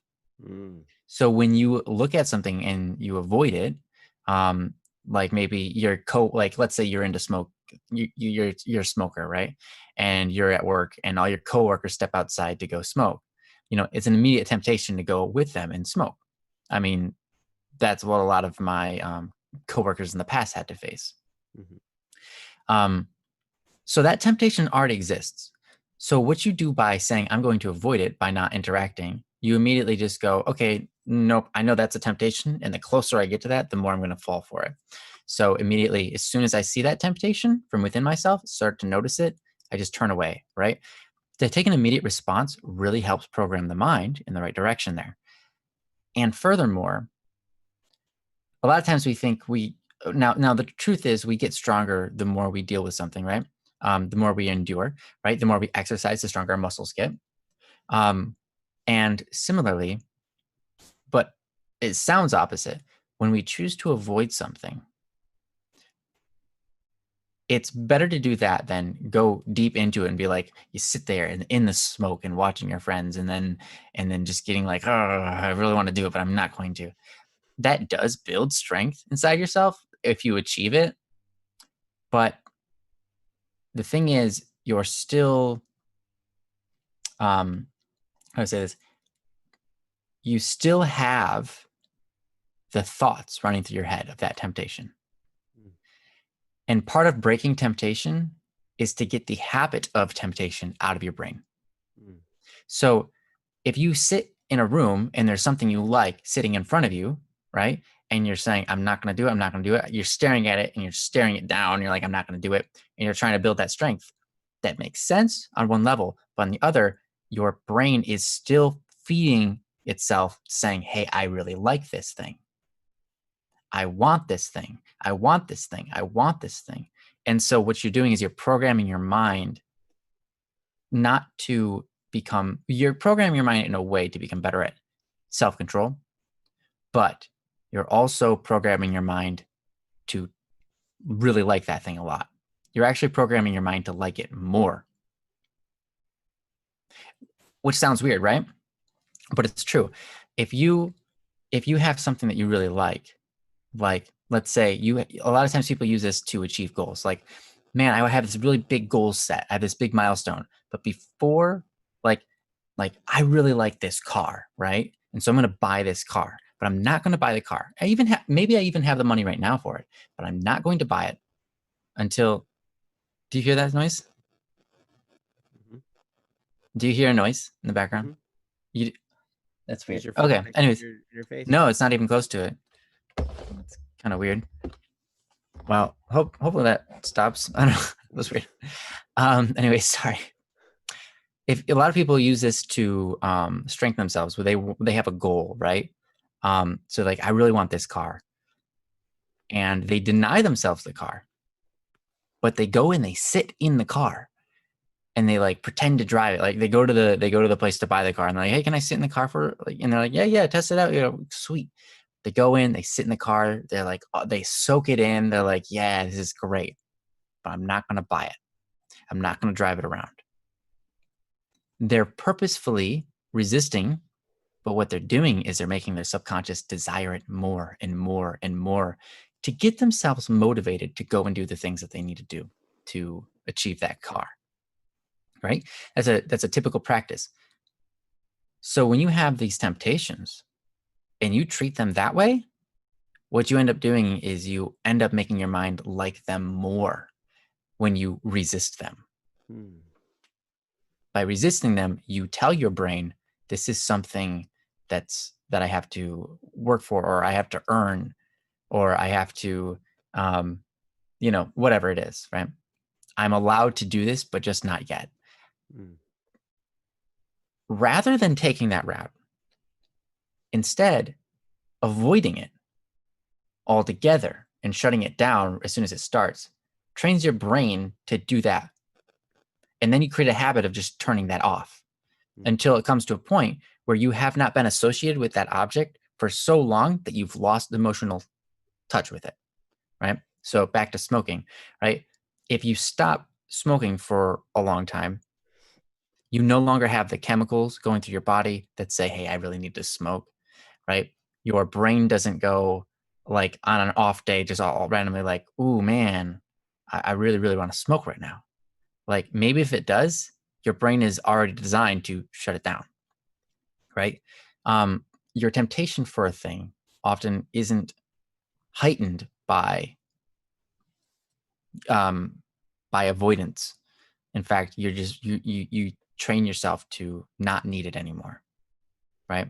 So that would be one thing I would suggest when you are in this temptation, like because you're trying to be holy, right? But then you have all of these things in the way, and then you notice yourself falling for them. One of the best things you can do is just admit that you're not strong enough, because you aren't. We're not strong enough to be holy. We're holy by the grace of God. And so if we can admit up front, like, hey, I am not strong enough. I was designed as a human being, and human beings are designed to be with God, designed to have God within them. When we were given life, in the Bible, it says we were given life, right? And we are breathed that life into us. And we are breathed the Spirit within us. We are meant to be coinciding with God, but then we broke that, right? Adam and Eve and so on. So this is from a Christian standpoint, but regardless, if we want to be holy, we want to be God-like, we're just human, and we have to identify that and just say that's true.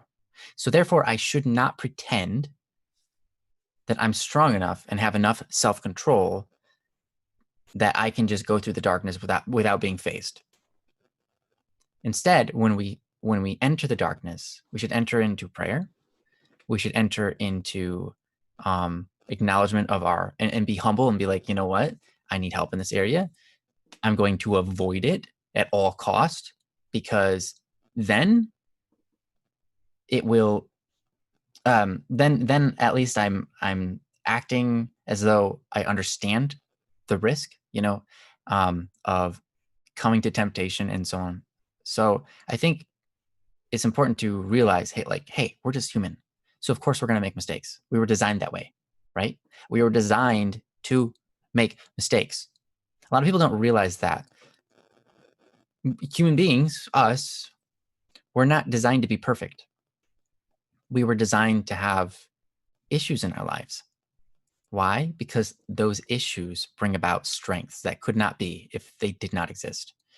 When we have a problem in a relationship and we get through it, a lot of times we find ourselves closer to that person than if that problem never happened. If we get through it, right? And that sort of stuff happens in everything in life. God makes good of all things, especially the bad things. So we have to expect our own failures. The route to holiness isn't a route of perfection, as much as it's okay to chase after that sort of thing. We want to be perfect, right? The reason we want to be perfect is because God designed us to be like him, and he's perfect. But we're not. We weren't designed to be perfect. We were designed to be good. And that's good enough. But the route to holiness is to do holy things, right? But it doesn't mean you have to do them perfectly. In fact, the desire itself is holy, and that makes you holy. The intentions, even if we fail, are important. Our relationship with God and the way we think about him, the way we make our decisions on a daily basis, right? All of these things matter, right? But I think one important thing, and the last thing I'll say before I move it on to Joe, is your sins, while they are they separate us, right? They are in the opposite direction of what is holy, right? They are evil. They don't outright condemn us. I think a lot of times when we feel like, oh, I've sinned, therefore I'm not good enough to be holy. But the truth is, you are always capable. Always.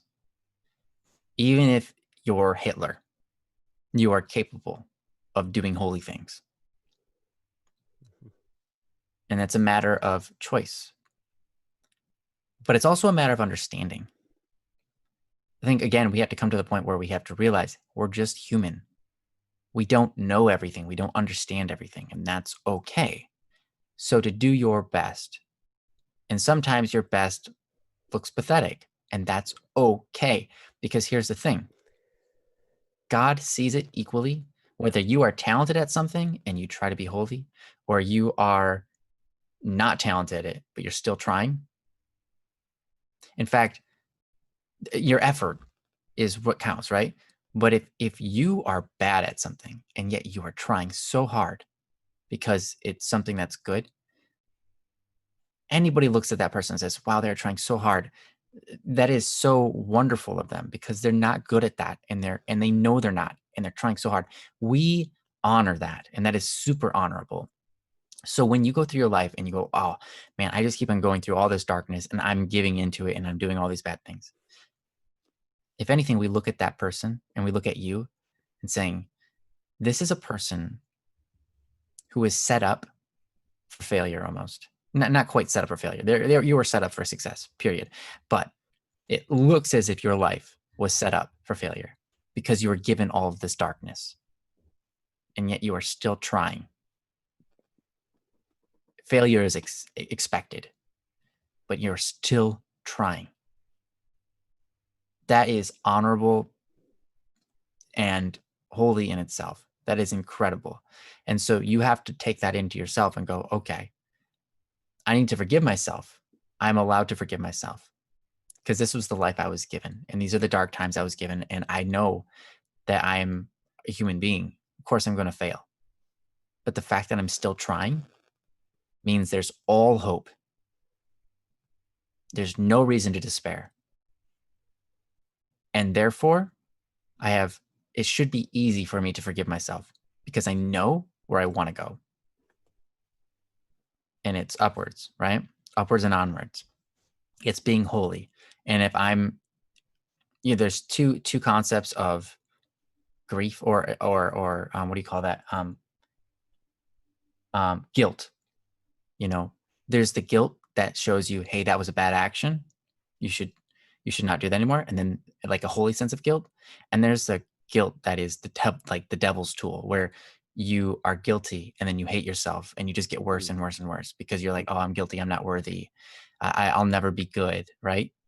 If you're there, then you have to recognize like, oh, that's just me playing into the devil's hands. Right. I need to just go and do what is good and forgive myself and move on, because that whole section of my life is done and over with. I can't change it, but I can keep on moving forward. And therefore there is hope.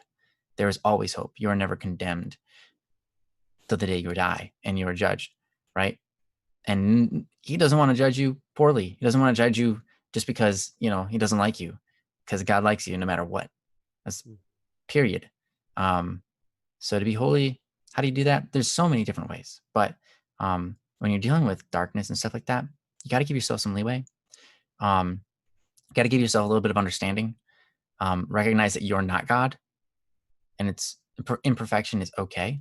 It's the desire to do good, and accepting that desire and going with it, and that's all we can do, right? So, anyways, I'm going to give it over to Joe and see what he's got to say about it. Well, Wave Slayer says Jesus was tempted in the desert for 40 days. Absolutely right. And in fact, scripture even says that he went to the desert to be tempted. Right. Like that was his purpose for going there. He fasted and went to the desert to be tempted. And so that was, I believe, correct me if I'm wrong, Ryan, but I believe that was so that he could identify with all of us in facing the temptations that we would all face. That was one of the reasons, definitely. Mm-hmm. So, and then he overcame all those temptations, right? In a way, he's setting us up to show us, like, how do you do this? How do you navigate this? And he was giving an example. Yes. As well. One of the things that I generally rely on in times of temptation is just praying. And I don't always remember to do it. And here's the funny thing, because you say, I want to be like Static and Joe and be of light. Well, you can be of light and still be quite a miserable sinner. The only reason, like, you don't see how often I would go to confession before the whole quarantine thing, right? Yeah. Like, I mean, part of it is because I love going to confession, and I imagine because of the nature of this post, we're talking about holiness, we're talking about godly things. The only perspective I really have is my perspective as a Christian, and as a Catholic Christian, and I actually have the perspective of being a non-Catholic Christian for most of my life, and then now as a Catholic, that perspective. And one of the things that I learned, one of the things I was taught as a non-Catholic was that I'm a sinner. There's nothing I can do about it. It's just who I am. Right. And so then there was this whole, so then the atonement of Christ, like he bore punishment for me so I don't have to face it. And so that way, that way I can kind of get a free ride and get to heaven, right? So that was kind of like the teaching that I was brought up with, right? But then it when I started to study the history of Christianity, you start to get back far enough and it's like, this looks more and more Catholic the farther I get into history. And I'm like, okay, so then eventually I get to the point where it's like, okay, the original Christian church was Catholic. I guess if I truly want to follow Christ to the best of my ability, I think that's probably my only option. That's kind of where my search finally led me to, where I was like, okay, I guess if I'm going to live this, this is where I got to be, right? What happened was I started to learn something so much deeper and so much more rich about this whole thing, about being holy and being a saint and going to heaven and all these wonderful things, right? Now, I'm a sinner. So is Ryan. In fact, it's built into so many of the prayers we say as Catholics. The Hail Mary, full of grace, the Lord is with thee. Blessed art thou among women. Blessed is the fruit of thy womb, Jesus. Holy Mary, Mother of God, pray for us sinners now and at the hour of our death. So we're basically asking her to pray for us and identifying as sinners. There are other prayers, it's like one of the most simplest prayers.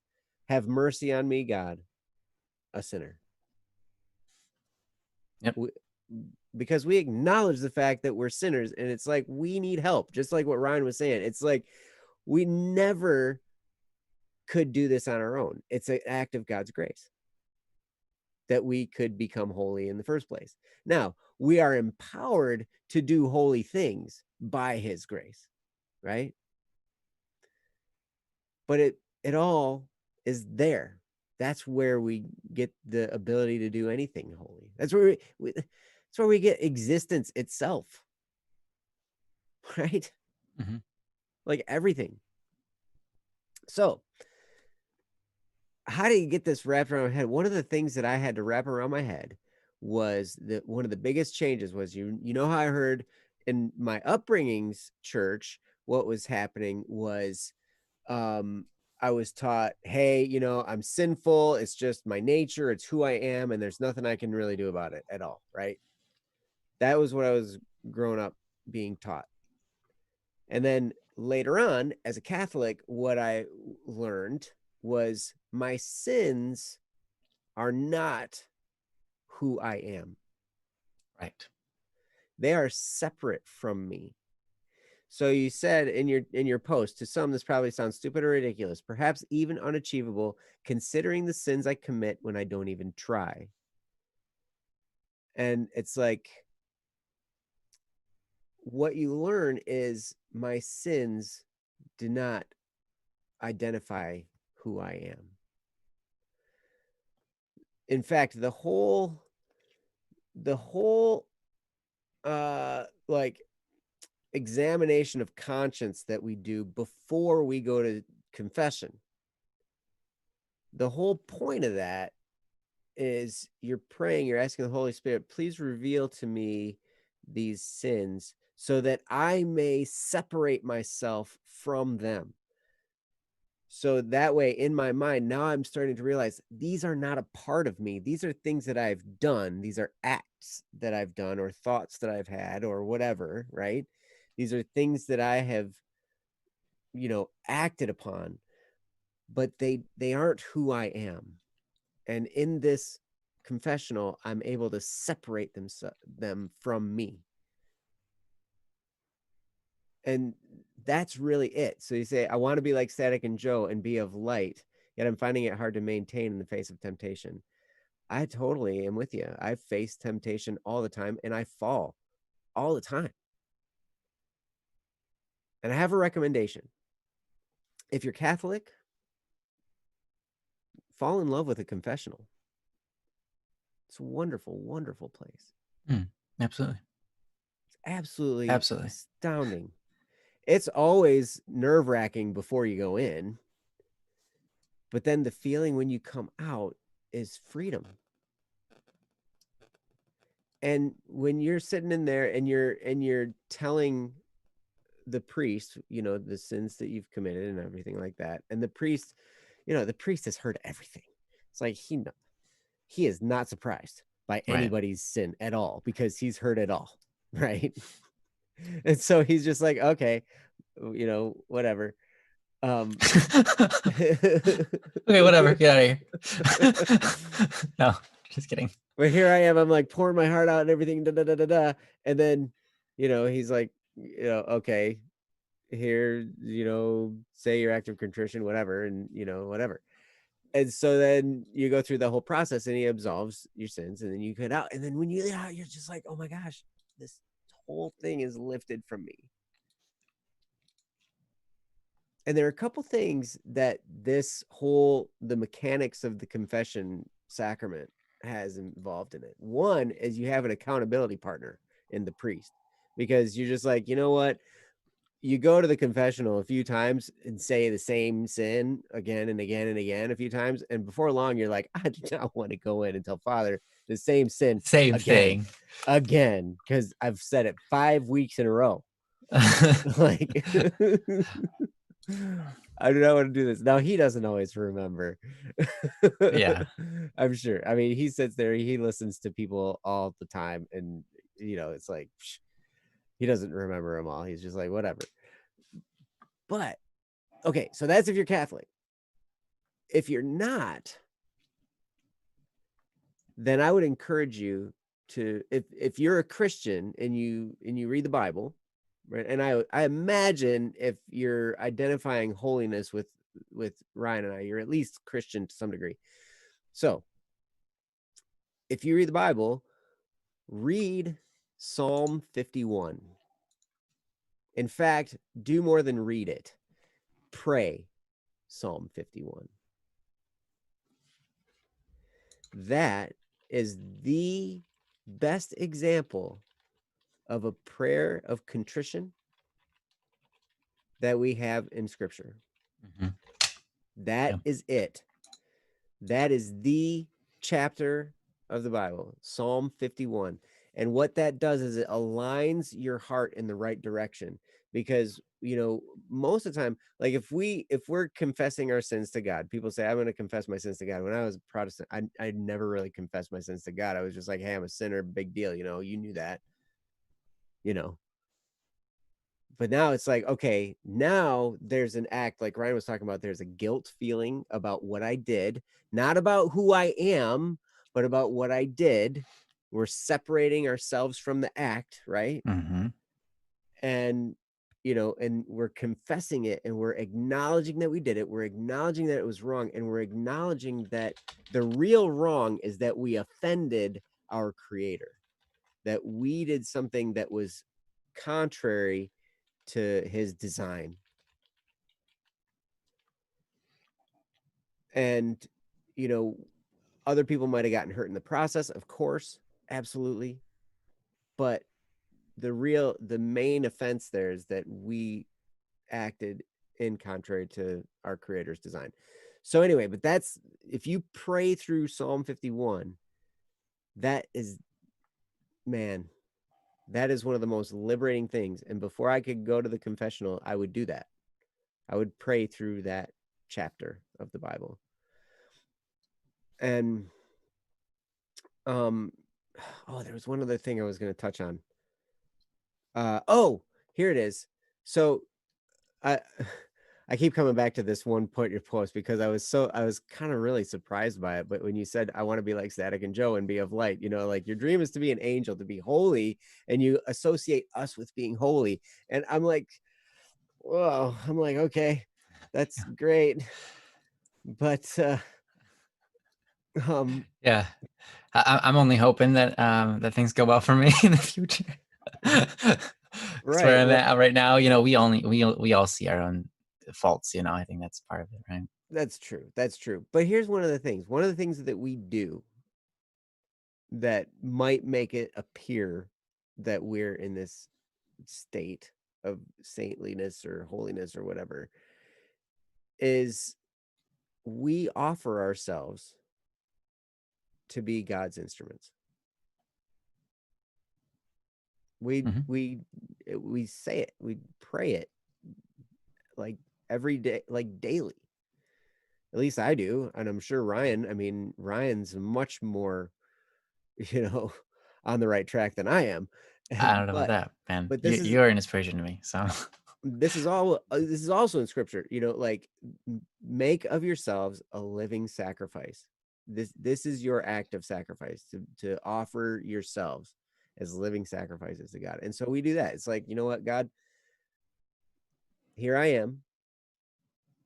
I know that I'm not perfect, but I want to do your will. And I want you to use me for whatever purposes you need. Because really, if we were created by a God, then he knows the most fulfilling life that we could ever live. We always talk about trying to figure out what I want my life to be like. What do I want for my life? I'm trying to find out who I am. You hear this all the time. People like, I'm just trying to find myself. I just got to go and, spend some time and, try and figure out who I am and what I'm supposed to do. Yep. I know that feeling, because I feel the same way. But the being that created us knows that answer. Who we are and what we're supposed to do and what will make us feel fulfilled and what will make us feel good about our lives and everything. He knows those answers. And so what better thing could we do than offer ourselves to that creator and say, I want to live the life that you have in store for me. I trust that you have my best interests at heart. You know me. You created me. And so I offer myself to you. Because I know that the life that you intend for me is going to be the most fulfilling and the most glorious. It might not have all the material trappings that I want. I might not get to drive a Ferrari or a Lamborghini or whatever. Who knows? I might not get to have a huge 12,000 square foot mansion with 7 bathrooms. Well, actually, I could use more than that.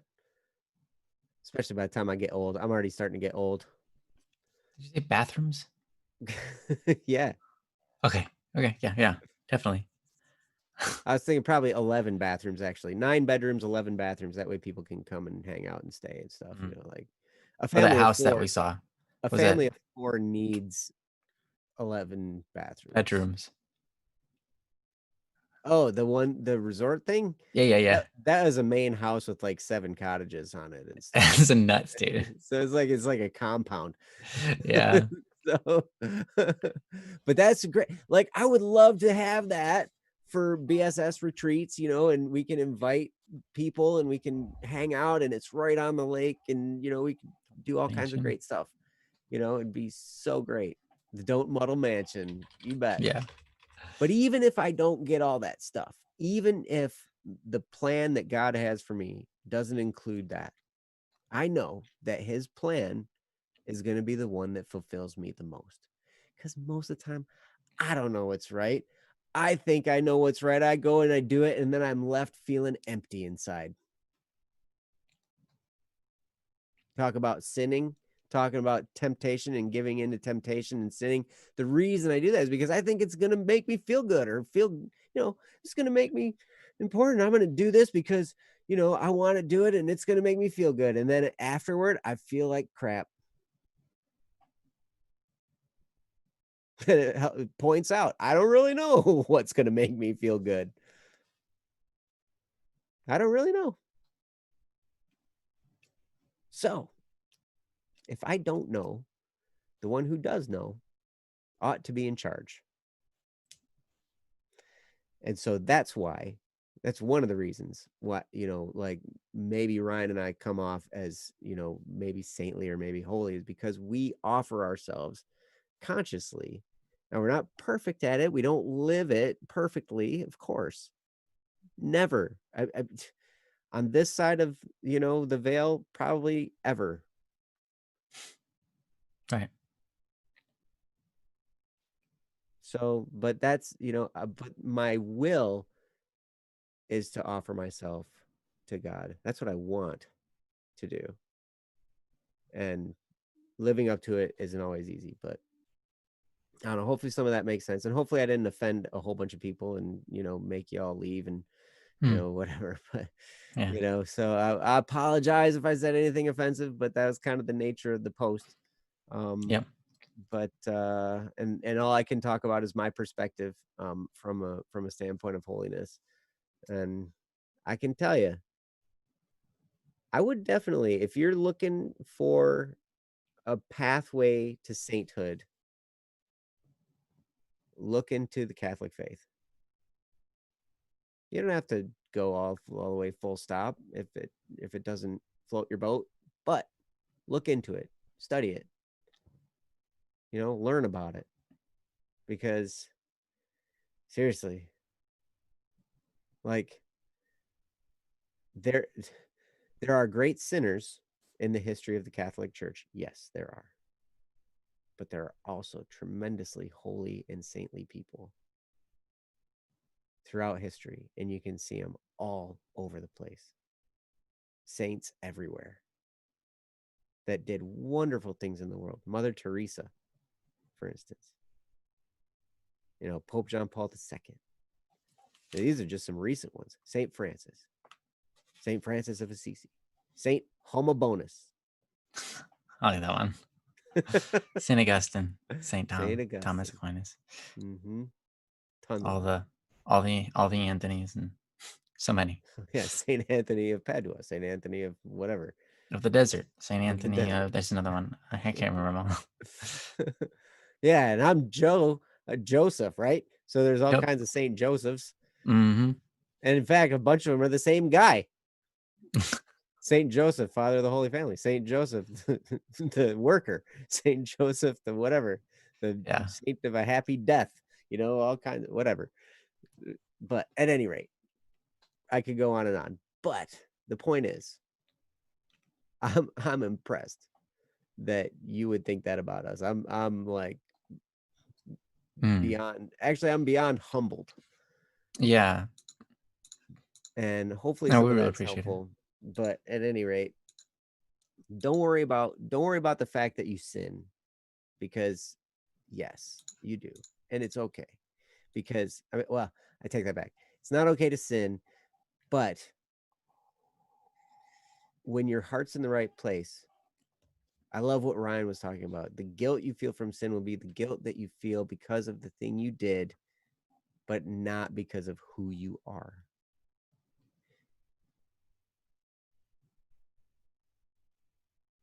Because you are not your sinful behaviors. You are you. And those things are experiences that you have and actions that you take. They are not who you are. So at any rate, Ryan, what else you got? Yeah, I realize we're kind of past the 2-hour point. So, I mean, there's so much I really want us to talk about. There's so much theology we could talk about, but I don't want to. Yep. I don't want to run the clock too much. Eventually, we'll turn this into a theology show, maybe. Yeah, we need Theology Thursday. It would be so awesome. But that'd be on Thursday. That'd be another show we have to do on Thursday. Huh? But then that'd be a show. Oh, well, okay, fine. A theology. We could do it any day of the week. We could do on Monday, just before Don't Worry Wednesday. Don't Model Monday. We could do we could have Theology Monday, followed by you wake up in the morning, Monday. you do your morning thing with Double Cup of Joe, and then we do our thing, and then we do our thing together again. If you want it like that. I mean, that's crazy. But anyways, one thing that is I say this not to there's two things about sin, right? About the darkness, right? That we talked about. It separates us from God, right? It does the opposite of what is good, what is holy, right? And we recognize that. And that should, in some sense, scare us and also make us desire not to do it, right? Like, I don't want to do that to God. I don't want to It's not that we don't want to be unsatisfactory. It's even more so that we don't want to harm, right? We don't want to harm God. We don't want to do things that go against God because we don't want to hurt God, right? That's not something we want to do. But I want to say this. Holiness is an opportunity. We were put here on earth, right? And the Bible talks about this. You have the number of the beast, right? The number of the beast is what? 666. We associate that with evil, right? Now, the reason it's 6 3 times is in the Hebrew language, they don't have words for very or most. They don't say like, he's fast. Oh, that guy's faster. Well, that guy's the fastest. Instead, they'll be like, oh, that guy is fast. Well, that guy's fast. That guy over there, he's fast. If you repeat something 3 times, it is the epitome of the object. That's why we say God is holy, holy, holy. We say it 3 times. If you go to a church or like you hear like a psalm or them sing something and they say holy more than 3 times, they're doing it wrong. I'm just gonna say that. It really is only supposed to be 3. That's the tradition. It's 3 because it's the epitome, the most. 3 is the number of perfection, more so often than 3 and 8 are used for perfection. But anyways, so the number 6. Why is it the number 6? Because on the 6th day, God made all of the animals of the land, and God made man with them. God made mankind on the 6th day with all the other beasts. Insinuating that, hey, at your foundation, you are no more than animal. But I, God, have chosen you to be my family. He makes a covenant with us, right? He comes down and he makes a covenant with us saying, hey, I want you to be a part of my family. So when you die, you come to me and you live with me in my home. Right? That's beautiful. That is a beautiful thing. Holiness is an opportunity. When you sin, you're just being an animal. You're taking God's opportunity that he gives and you're rejecting it. Yes. But ultimately what you're doing is you're just being animalistic. And if we can understand that for me, that helps me. Because then when I see, okay, that's just me missing opportunity of being holy. And the reason I want to spin it in that way is because it brings light into it. If I just say, oh, that was me being a bad person, all I'm going to do is beat myself up for saying that sentence. But if I say, oh, that was me missing the chance of rejecting my animalistic nature for what is beautiful and holy and godlike, then at least my brain goes, oh, but there is a godlike and I can do that next time. Right? And so I want to help spin that into you so that when you are shrouded by that darkness, when you do fall ill to it, you can realize it's okay. It's part of my nature.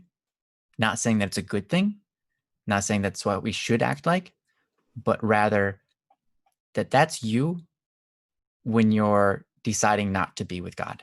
And that's it. But you can always decide to be with God going forward. Mm-hmm. And Joe was talking about finding ourselves. I find that the more I'm with God, the more I know who I am. The more I understand who I am, the more I feel like I'm where I'm supposed to be, you know? So just like Joe said, we aren't necessarily like in any way the epitome of what is holy, what is light. All we do is try to be like God.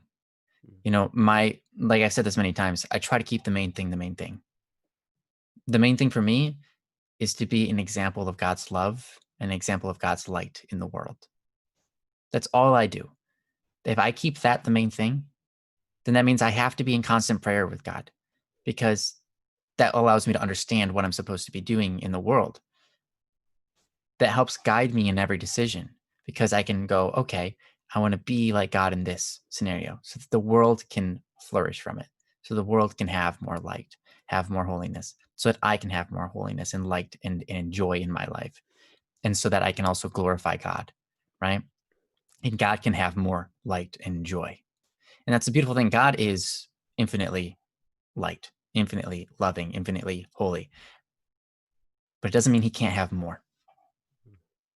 He created us with the opportunity, with the ability to do holy things, to increase him who is already infinite,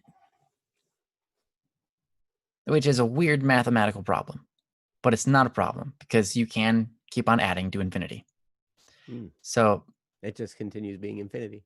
Yeah, it just continues being infinity, but it matters because we matter. We matter enough for him to come down and die just so that he can reopen that covenant with us and say, hey, please come join my family once again. So holiness is an opportunity. I say that so that, again, when you fail, you don't condemn yourself. You don't go, oh, I've lost it all. Because the truth is, God loves you regardless. Sometimes when we look at something and we don't make a big of a deal out of it, we stop ourselves from going down into a pit of like, oh, my life is over. I've ruined it, Instead of going down that road, realize, no, that was just me acting out my animalistic nature when I had the opportunity to do what God was offering, which is holiness, something beyond animal, something beyond natural, something that is supernatural, something that's beyond humanity, something that is beyond our understanding of and capabilities of reality, something that is beyond us. And I decided not to do it.